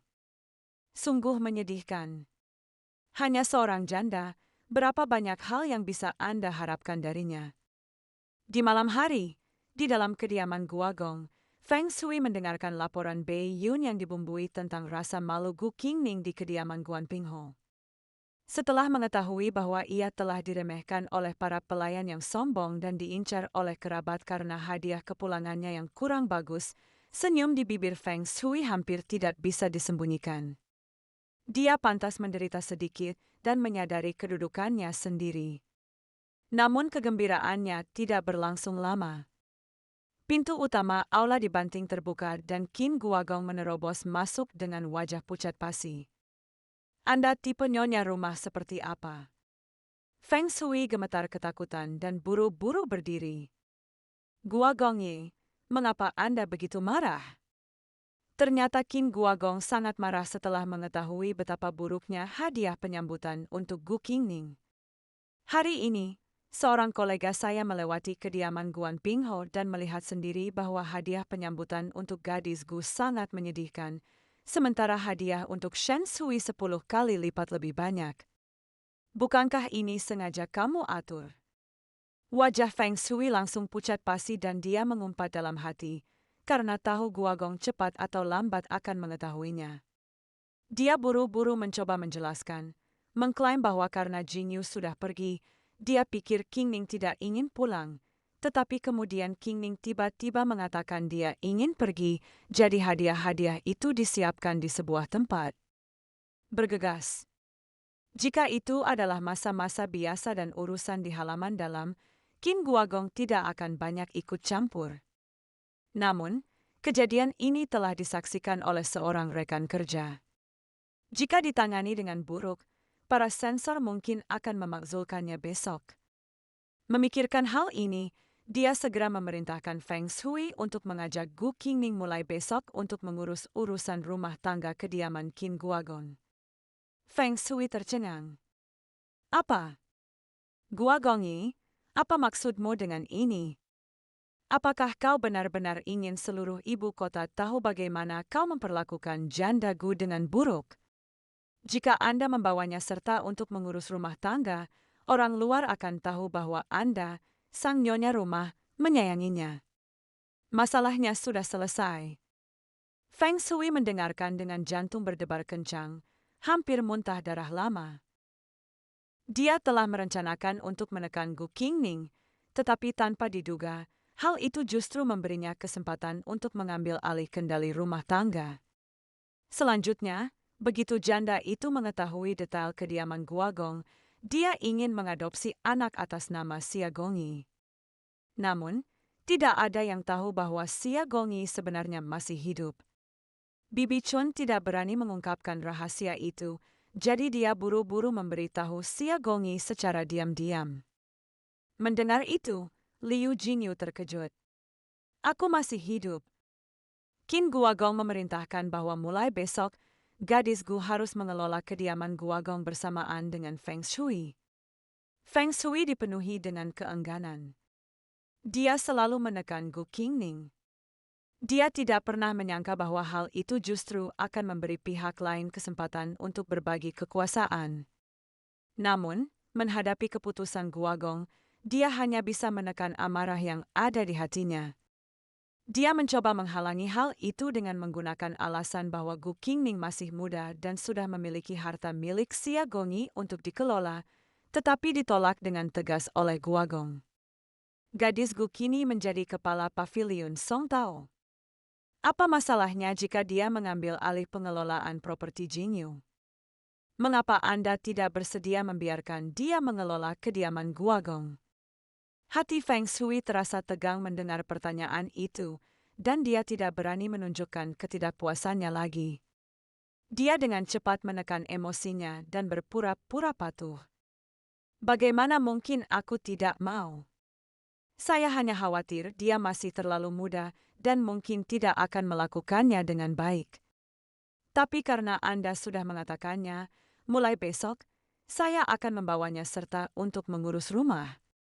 Melihatnya setuju, kemarahan di antara alis Qin Guagong perlahan mereda. Sebaiknya Anda berpikir seperti ini. Hanya ketika halaman dalam tenang, kediaman Guagong dapat menjadi harmonis. Apakah kamu mengerti? Feng Shui menundukkan matanya dan dengan lembut menjawabnya. Namun begitu, Qin Guagong pergi, ekspresi malu-malu di wajahnya langsung lenyap. Dia sangat marah, sampai-sampai hampir menghancurkan gigi geraham belakangnya. Jika ini terus berlanjut, bukankah seluruh kediaman Guagong ini pada akhirnya akan dikelola oleh Gu Qingning? Biyun dengan cepat menyarankan agar dia memprioritaskan sikap Guagong. Ini hanya soal berbagi wewenang dengan Gu Qingning. Kekuasaan sesungguhnya dari kediaman Guagong pada akhirnya masih berada di tangan Anda, Nyonya. Setelah tenang, Feng Shui merasa Biyun benar. Guagong merupakan faktor terpenting. Jadi, dia memerintahkan seseorang untuk pergi ke paviliun Song Tao dan memberitahu Gu Qingning untuk datang menemuinya besok pagi-pagi sekali. Keesokan harinya, mendengar panggilan Feng Shui, Gu Qingning datang lebih awal untuk memberi hormat. Feng Shui, yang menyembunyikan sindiran di balik senyumannya, menggunakan alasan bahwa paviliun Song Tao sedang sepi untuk menyuruhnya belajar pekerjaan rumah tangga, secara terang-terangan maupun terselubung mengejeknya karena menjadi janda kesepian yang tidak punya pekerjaan. Gu Qingning pura-pura tidak mendengar sindiran itu dan menjawab dengan senyuman, bisa berbagi beban seorang ibu tentu saja adalah hal terbaik. Hal ini membuat Feng Shui sangat marah hingga senyum di wajahnya hampir hilang. Sebelumnya dia tidak menyadari bahwa Gu Qingning ini begitu berduri. Untungnya, Xingji belum menikahinya saat itu. Kemudian, dia membuang beberapa kotak besar berisi buku besar dengan maksud untuk membingungkan Gu Qingning. Ini adalah buku besar kediaman Guagong. Ambil kembali barang-barang itu dan periksa dengan teliti. Tanpa diduga, sudut bibir Gu Qingning sedikit melengkung. Dia menjawab ya dan kemudian pamit. Saat pergi, dia secara khusus menyuruh para pelayan untuk membawa buku catatan keuangan dan kembali ke paviliun Song Tao dalam sebuah prosesi yang megah. Tidak hanya itu, dia segera mengirim orang-orang ke gudang untuk mendata aset kediaman tersebut dengan penuh kemeriahan. Kabar itu dengan cepat sampai ke telinga Shen Ruoying. Dia sedang mencicipi teh di taman belakang dan merasa terkejut sekaligus marah setelah mendengar hal ini. Dia segera bergegas ke kamar Feng Shui. Setelah masuk, dia terlebih dahulu memberi hormat kepada Feng Shui. Liu Hongzi, yang berada di samping, bertanya dengan santai, "Mengapa Anda datang pada jam segini?" "Saya ingin datang lebih awal untuk memberi penghormatan kepada ibu." Namun siapa sangka, tepat saat aku sampai di pintu, aku melihat kakak ipar tertua sedang membicarakan urusan resmi dengan ibu. Jadi, saya menunggu di tempat lain sejenak. Shen Ruoying sengaja menekankan kata-kata urusan resmi kakak ipar tertua, nadanya penuh dengan keengganan. Feng Shui sedikit mengerutkan kening. Sebelum dia sempat berbicara, Shen Ruoying melanjutkan, Qingning sudah mengelola properti Zaigongi. Menantu perempuan ini sudah tinggal di kediaman ini sejak beberapa waktu lalu. Berdiam diri bukanlah solusi. Saya juga ingin belajar seperti Qingning dan berkontribusi pada kediaman Guagong. Feng Shui menolaknya mentah-mentah.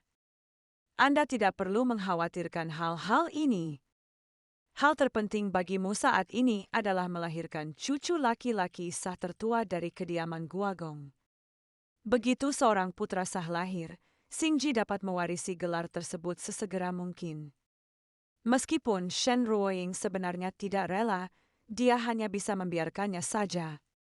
Ibu benar.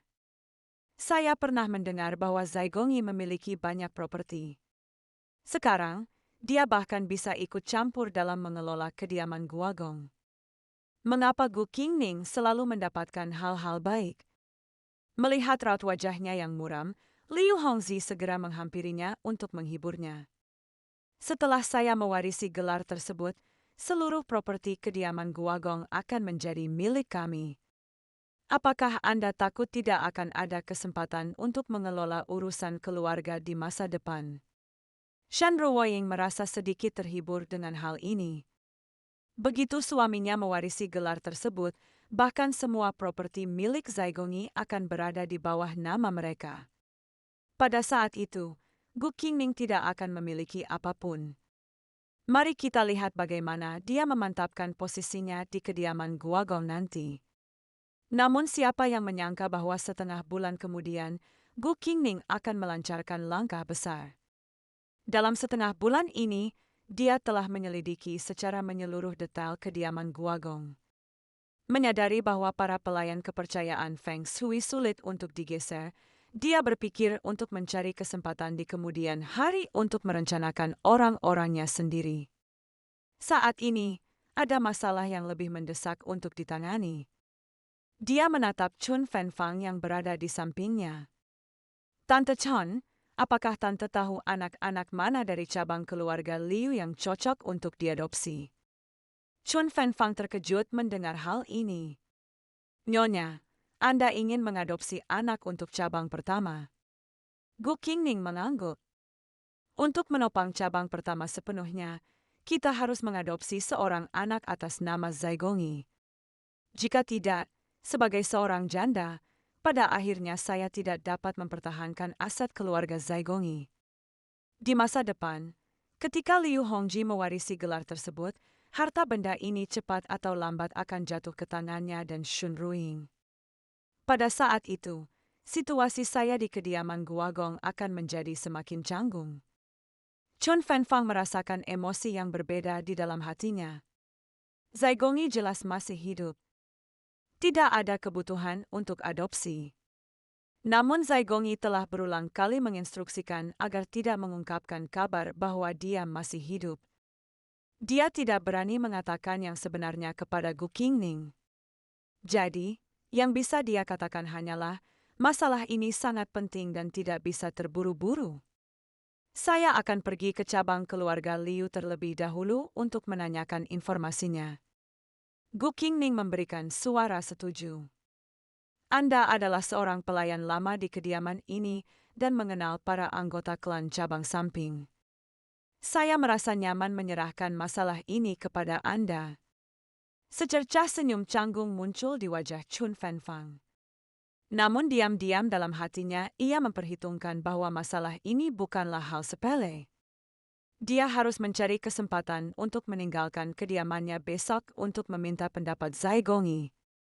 Keesokan harinya, Chun Fenfang tiba di sebuah ruangan rahasia di belakang toko gadai. Ketika dia memberitahu Liu Jingyu tentang keinginan Gu Qingning untuk mengadopsi anak, Liu Jingyu langsung terkejut.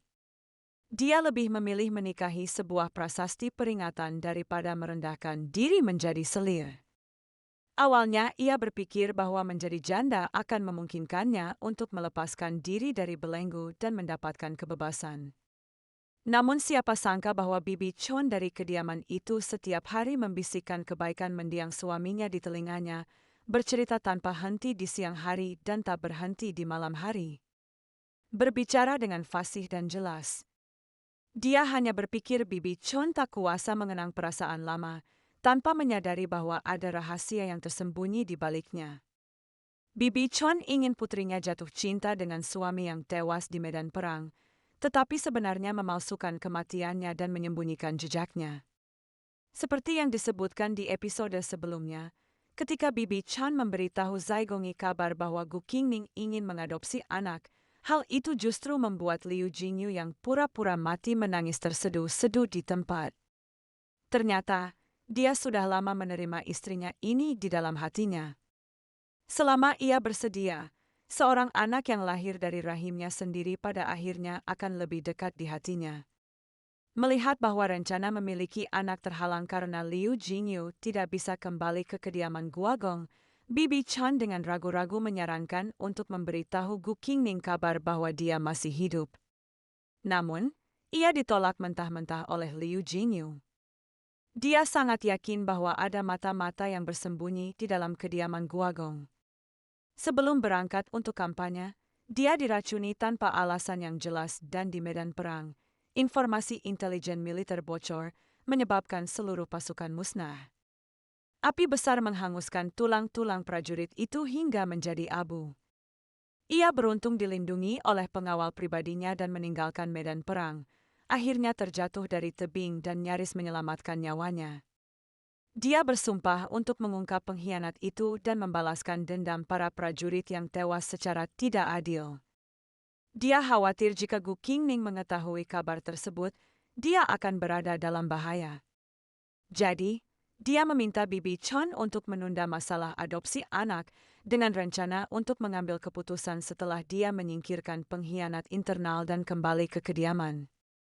Sementara Bibi Chan penuh harapan bahwa Liu Jingyu akan mewujudkan pernikahannya dengan Gu Qingning setelah kembali, pikiran Liu Jingyu teringat akan sosok pemalu itu di malam pernikahan dan api dinyalakan secara diam-diam. Namun, ia percaya bahwa pernikahan Gu Qingning dengannya saat itu adalah langkah yang sia-sia dan berencana untuk memberinya hak untuk memilih secara bebas apakah akan tetap tinggal atau pergi setelah kembali ke kediaman. Chun Fenfang benar-benar tercengang. Dia tidak mengerti bagaimana Xia Gongyi bisa tega melepaskan istri sebaik itu. Mungkinkah dia mempermasalahkan latar belakangnya? Namun, betapapun ia membujuknya, dengan menekankan bahwa Gu Qingning cerdas dan lembut, mengelola properti dengan tertib dan merupakan pasangan yang sempurna untuknya, Liu Jingyu tetap tidak terpengaruh. Dia mengerti bahwa apa yang dikatakan Bibi Chun masuk akal. Namun, ia tetap ingin memberi Gu Qingning hak untuk memilih. Jika dia menginginkan kebebasan, dia akan membiarkannya pergi dengan bermartabat. Jika dia bersedia tinggal, dia akan melindunginya seumur hidup. Sebaliknya, Bibi Chun merasa cemas seperti semut di atas wajan panas, takut istri yang sebaik itu akan melarikan diri. Mungkin Xia Gongyi tidak tertarik pada percintaan. Selama dia terus memuji pria itu di depan nyonya rumah di masa mendatang, nyonya rumah pasti akan enggan untuk pergi. Pada hari-hari berikutnya, untuk menyatukan keduanya, Bibi Chan terus-menerus mengungkit perbuatan Liu Jingyu di masa lalu kepada Liu Jingyu, menggambarkan dengan gamblang suami yang belum pernah ia temui, dan mengatakan betapa elegannya dia. Ia berbakat dan brilian, seolah-olah almarhum adalah manusia sempurna yang jarang ditemukan di dunia, berbicara tanpa henti di siang hari, dan berceloteh di malam hari. Tingkat kekesalannya setara dengan tayangan nostalgia tengah malam. Namun Gu Qingning sama sekali tidak memahami isyaratnya dan bahkan dengan lembut menghiburnya untuk tetap optimis, berjanji untuk menjaga pavilion Song Tao dengan baik. Tante Chun sangat malu dan mencoba menjelaskan. Namun, Gu Qingning berpikir bahwa dia enggan berpisah dengan pavilion Song Tao dan mengatakan kepadanya untuk yakin bahwa dia akan menjaga tempat ini untuknya. Melihat tatapan tulusnya, Chun Fenfang hanya merasakan ketidakberdayaan di dalam hatinya. Sepertinya semua pembicaraannya sia-sia. Gu Qingning berhenti merenungkan masa lalu dan bertanya tentang perkembangan proses adopsi anak. Bibi Chan mengklaim bahwa paling cepat, mereka harus menunggu hingga setelah peringatan kematian Liu Jingyu, yang juga akan menjadi kesempatan untuk mengamati anak tersebut. Gu Qingning mengangguk. Asalkan bisa diselesaikan sebelum anak Liu Hongxi dan istrinya lahir, itu tidak masalah. Secara kebetulan, selama waktu ini, Su Ziyun telah memilih beberapa toko yang cocok untuk membuka klinik medis baginya, yang mengharuskan dia untuk mengunjungi toko-toko tersebut secara pribadi. Dia mengajak Bansia keluar dan kebetulan bertemu dengan Liu Hongxi dan Xin Ruoying. Xin Ruoying dengan munafik mengajaknya pergi ke kuil Kefu untuk melihat tanaman merambat terompet bersama-sama. Gu Qingning mencibir dalam hati, menyadari bahwa mereka akan berdoa untuk mendapatkan seorang putra. Menyeretnya, seorang janda, ikut serta hanya untuk mempermalukannya. Sungguh memilukan. Untungnya, dia sudah lama tidak peduli lagi dengan hal-hal itu, jadi dia dengan tenang menolak, "Aku masih harus pergi melihat-lihat toko.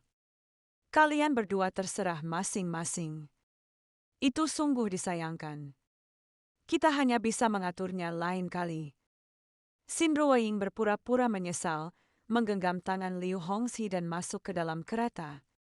Saat tirai kereta kuda turun, suara Liu Hongxi yang tidak senang terdengar jelas. "Mengapa kamu meneleponnya? Tidakkah kau lihat dia tidak tahu berterima kasih?" Xin Ruoying membela diri dengan lemah. "Aku hanya merasa kasihan pada Qingning. Aku selalu merasa bersalah padanya di dalam hatiku." Liu Hongxi menghela napas pelan. "Jika dia bisa selembut dan sepeduli dirimu, dia tidak akan seperti ini." Gu Qingning tidak mau repot-repot mendengarkan sisanya. Dia hanya mencibir dengan suara rendah. Apakah kembali dan mencuri tunangan orang lain juga bisa dianggap sebagai tindakan yang lembut dan bijaksana?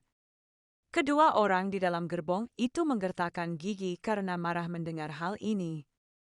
Gu Qingning sama sekali tidak peduli. Ia membawa Bansia lalu berbalik untuk pergi.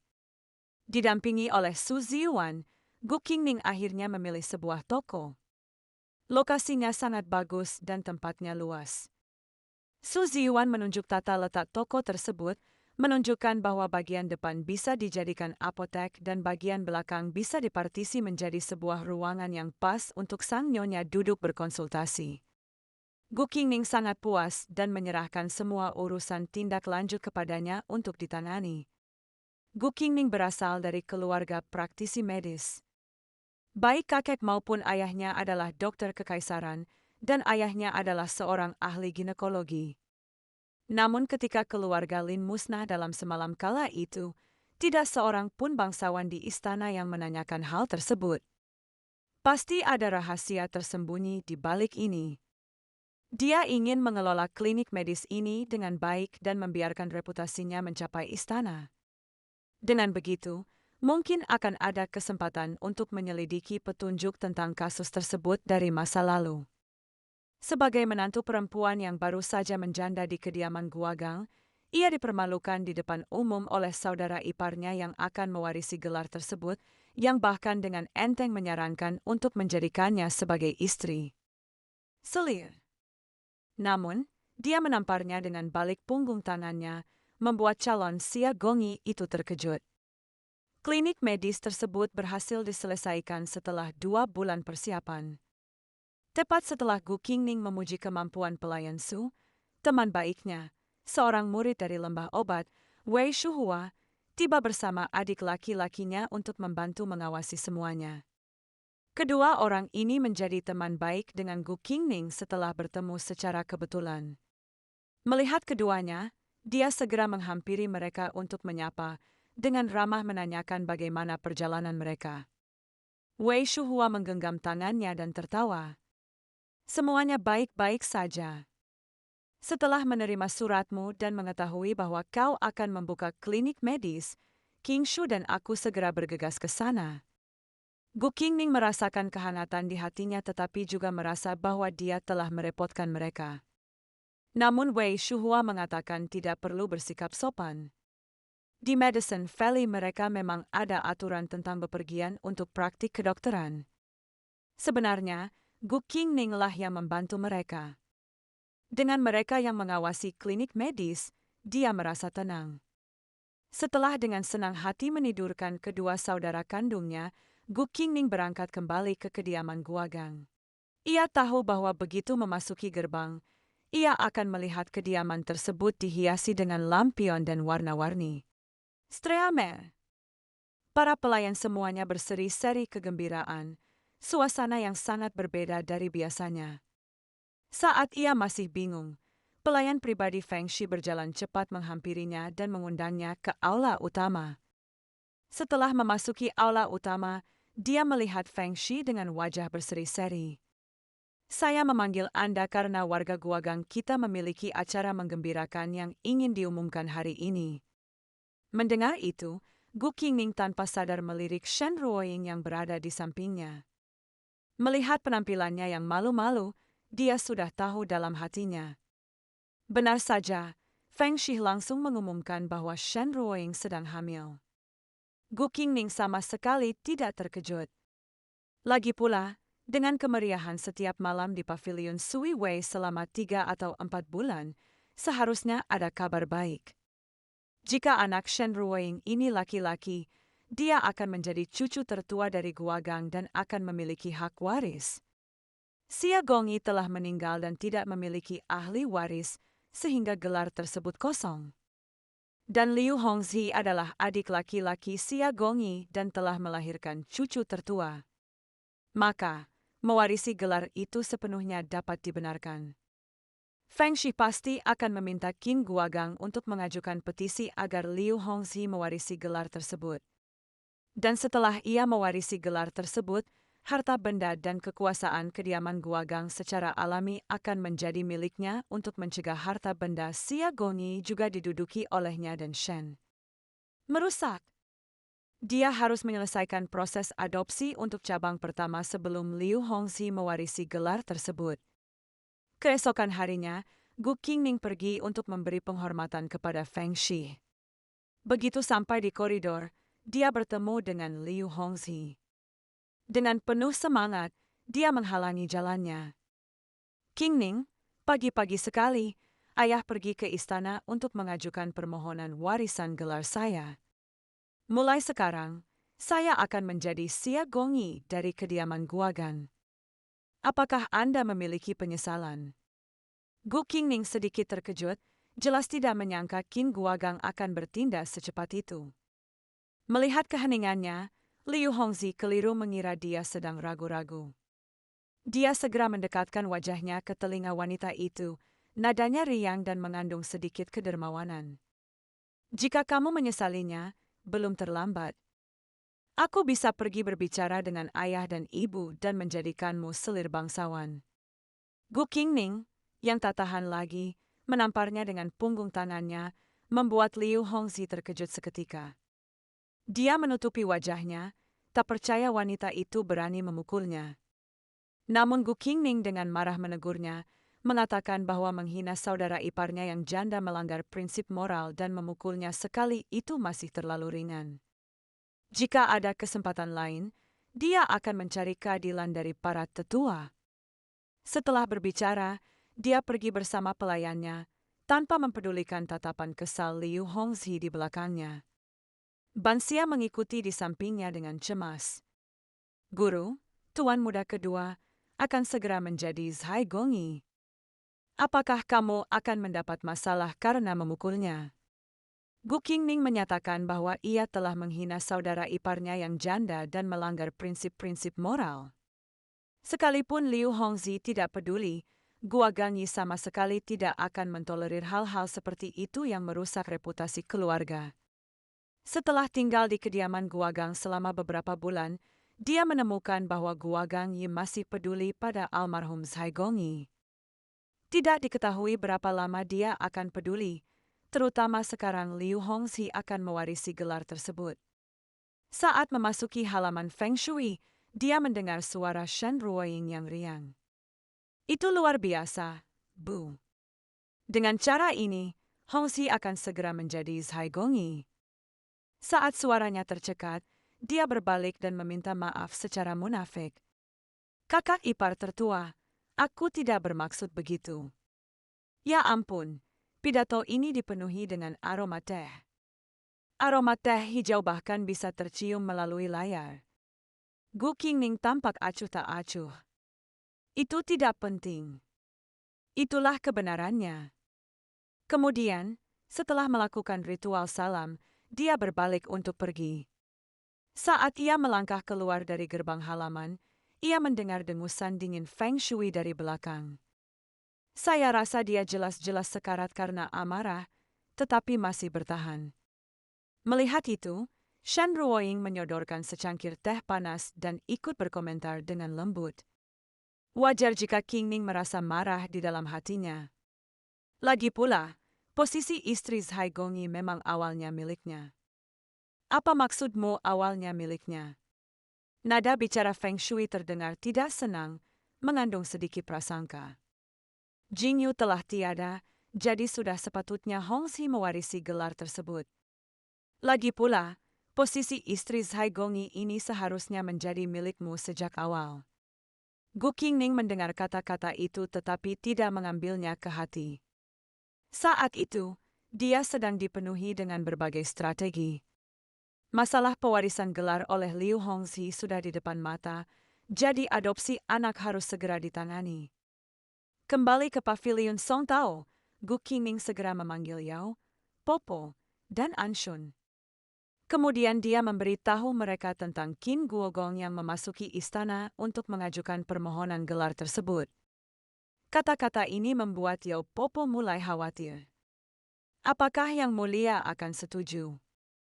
Anshun juga tampak gelisah, berpikir, bagaimana dengan Zhai Gongyi setelah Liu Hongxi mewarisi gelar tersebut?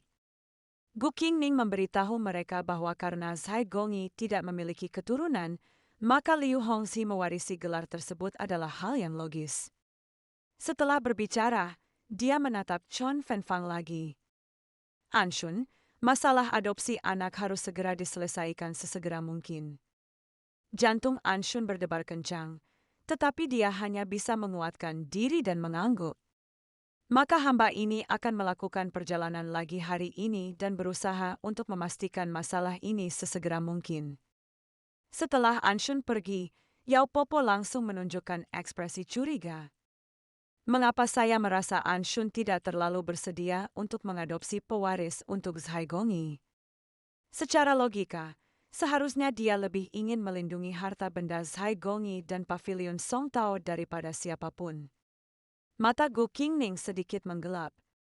Mungkin Anshun memiliki pertimbangan sendiri, berpikir mungkin ada pilihan lain. Namun, kita tidak punya banyak waktu lagi untuk mempertimbangkannya sekarang. Namun demikian, Gu Qingning tetap curiga dan mengirim seseorang untuk mengawasi gerak-gerik Anshun, mengandalkan kehamilannya untuk memprovokasi. Dia pikir dia bisa menginjak-injak saudara iparnya yang janda, tetapi malah ketakutan setengah mati hanya karena secangkir teh krisan. Bahkan pelayannya yang arogan pun ditampar di tempat dan dipermalukan.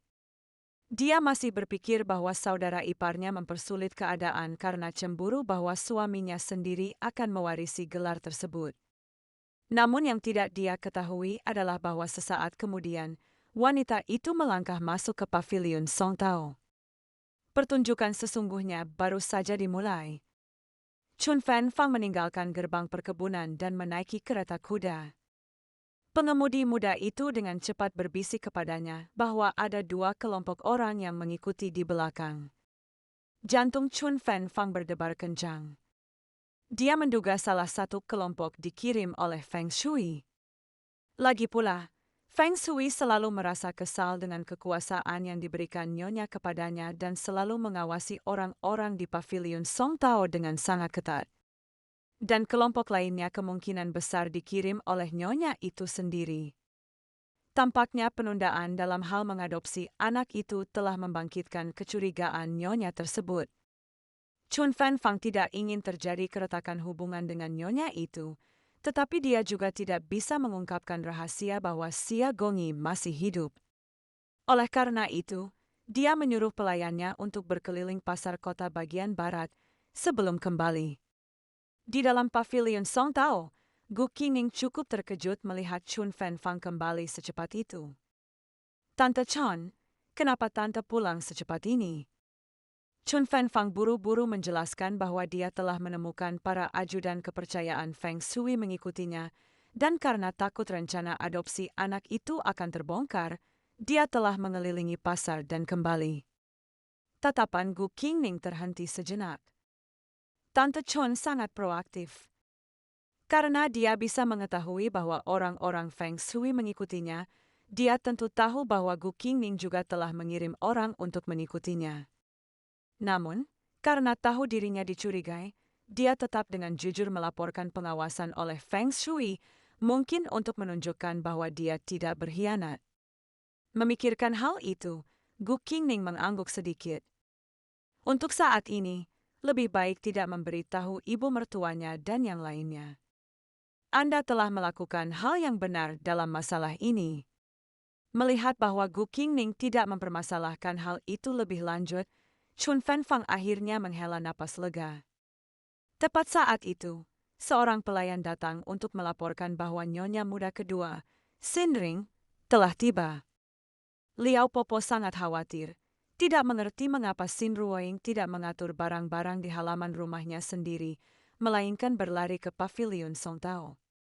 Gu Qingning tahu pasti di dalam hatinya bahwa Xin Ruoying kemungkinan besar berada di sini untuk pamer. Namun karena tinggal serumah, dia tidak bisa menghindari bertemu dengannya, jadi dia menyuruh semua orang untuk merespons dengan cerdik. Xin Ring dibantu seseorang saat berjalan masuk, sambil perlahan melihat sekeliling pavilion Song Tao, matanya dipenuhi rasa iri.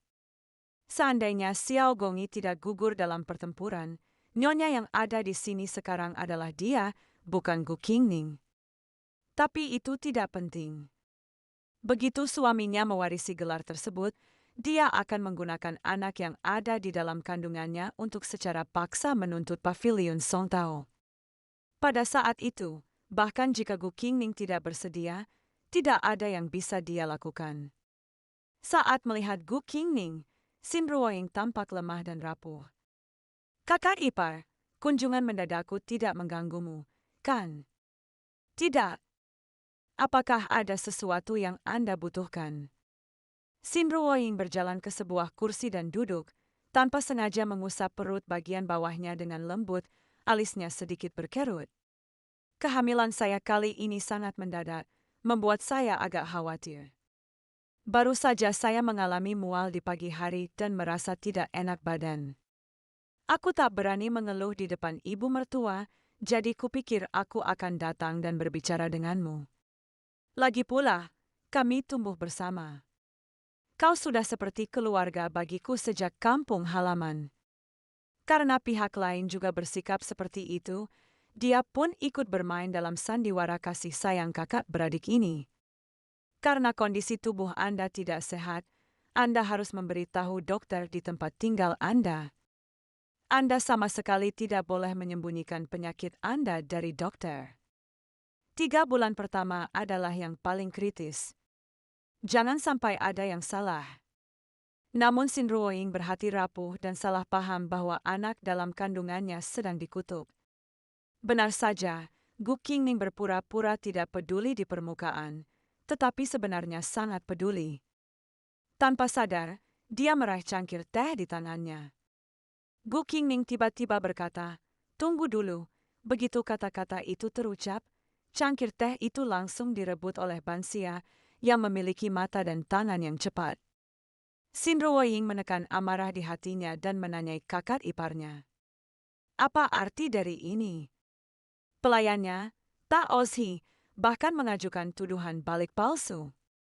Nona muda tertua, apakah karena Anda sedang bad mood sehingga Anda bahkan tidak mau memberi nona muda kedua kami secangkir air? Gu Qingning mencibir. Akhir-akhir ini saya merasa tubuh saya agak panas, jadi saya meminta para pelayan untuk menyiapkan teh krisan untuk meredakan panas dan mendetoksifikasi tubuh. Namun, krisan bersifat dingin. Jika seorang wanita hamil meminumnya, hal itu dapat dengan mudah membahayakan janin. Jika Xin Ruoying minum teh di sini dan merasa tidak nyaman setelahnya, saya tidak akan bisa membela diri. Jadi, jangan biarkan dia meminumnya. Ketika Xin Ruoying mendengar ini, dia langsung merasakan ketakutan yang berkepanjangan dan ekspresi ketakutan yang muncul di wajahnya.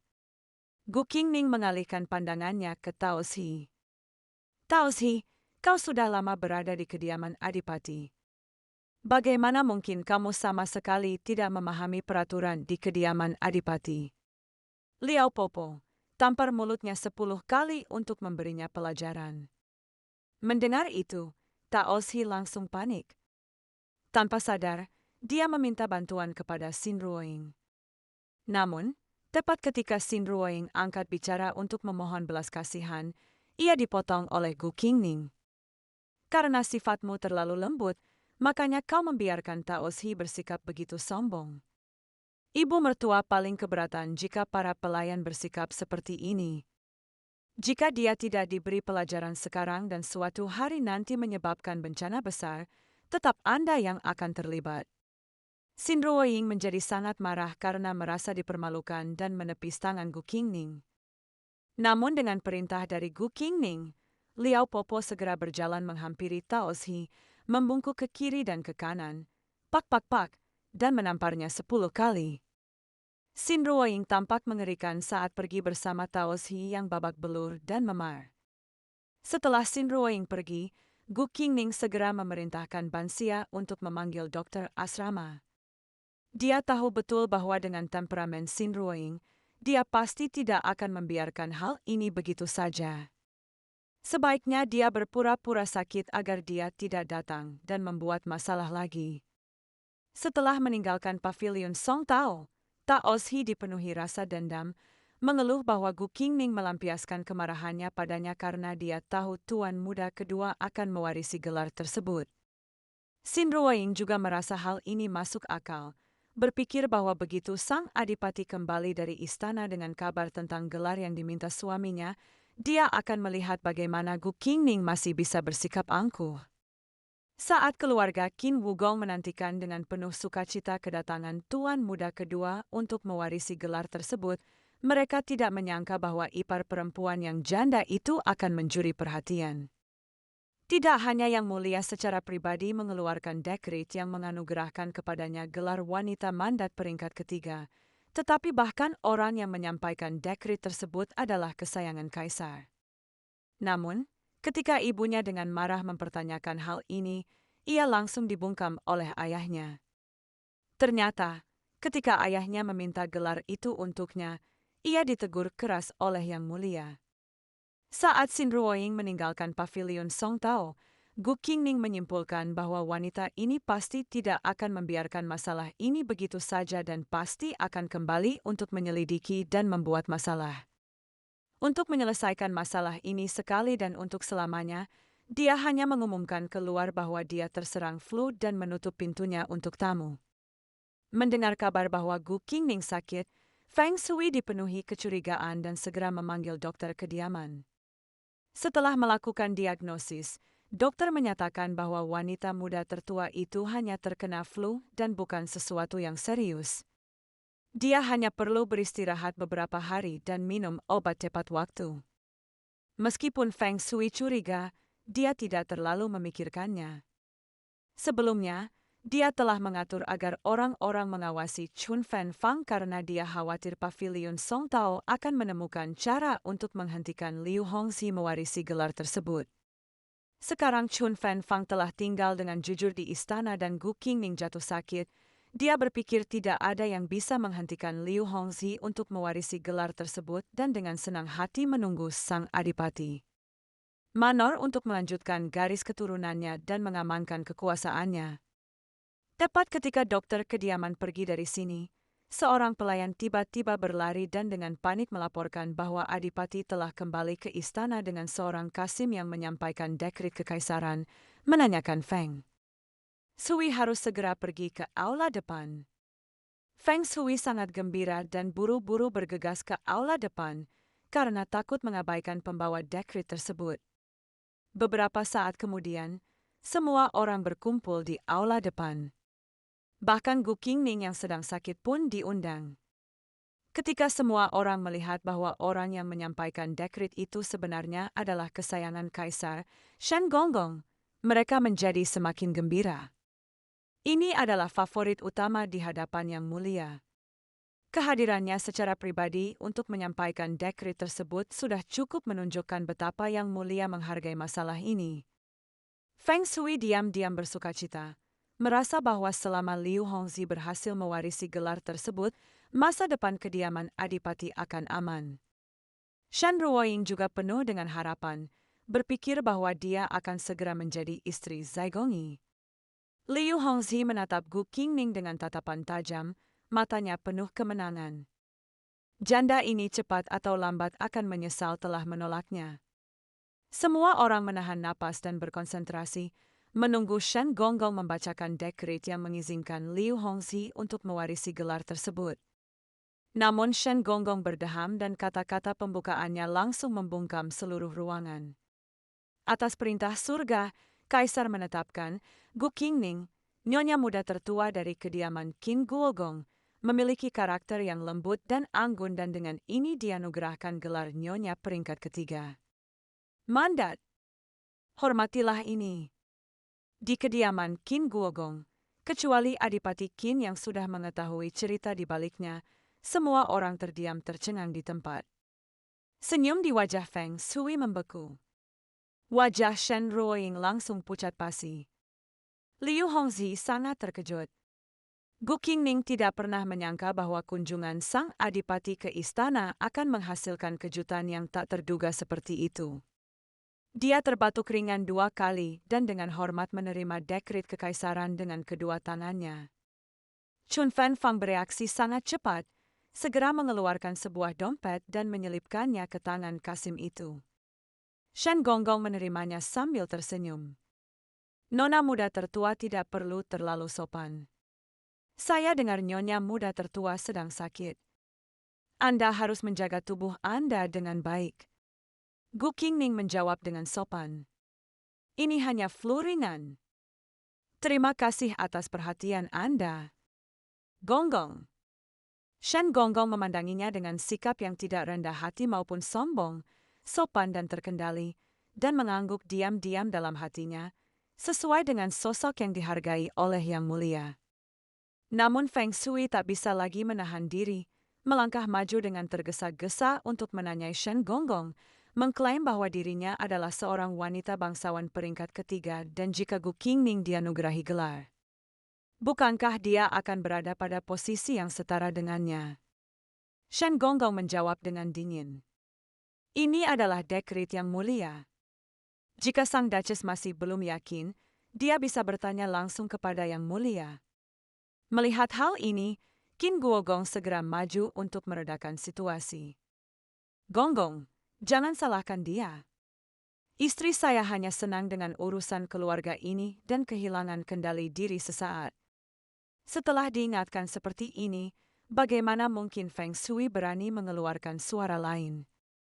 Dia tidak punya nyali untuk mempertanyakan Yang Mulia, jadi dia hanya bisa menelan kata-katanya dengan paksa.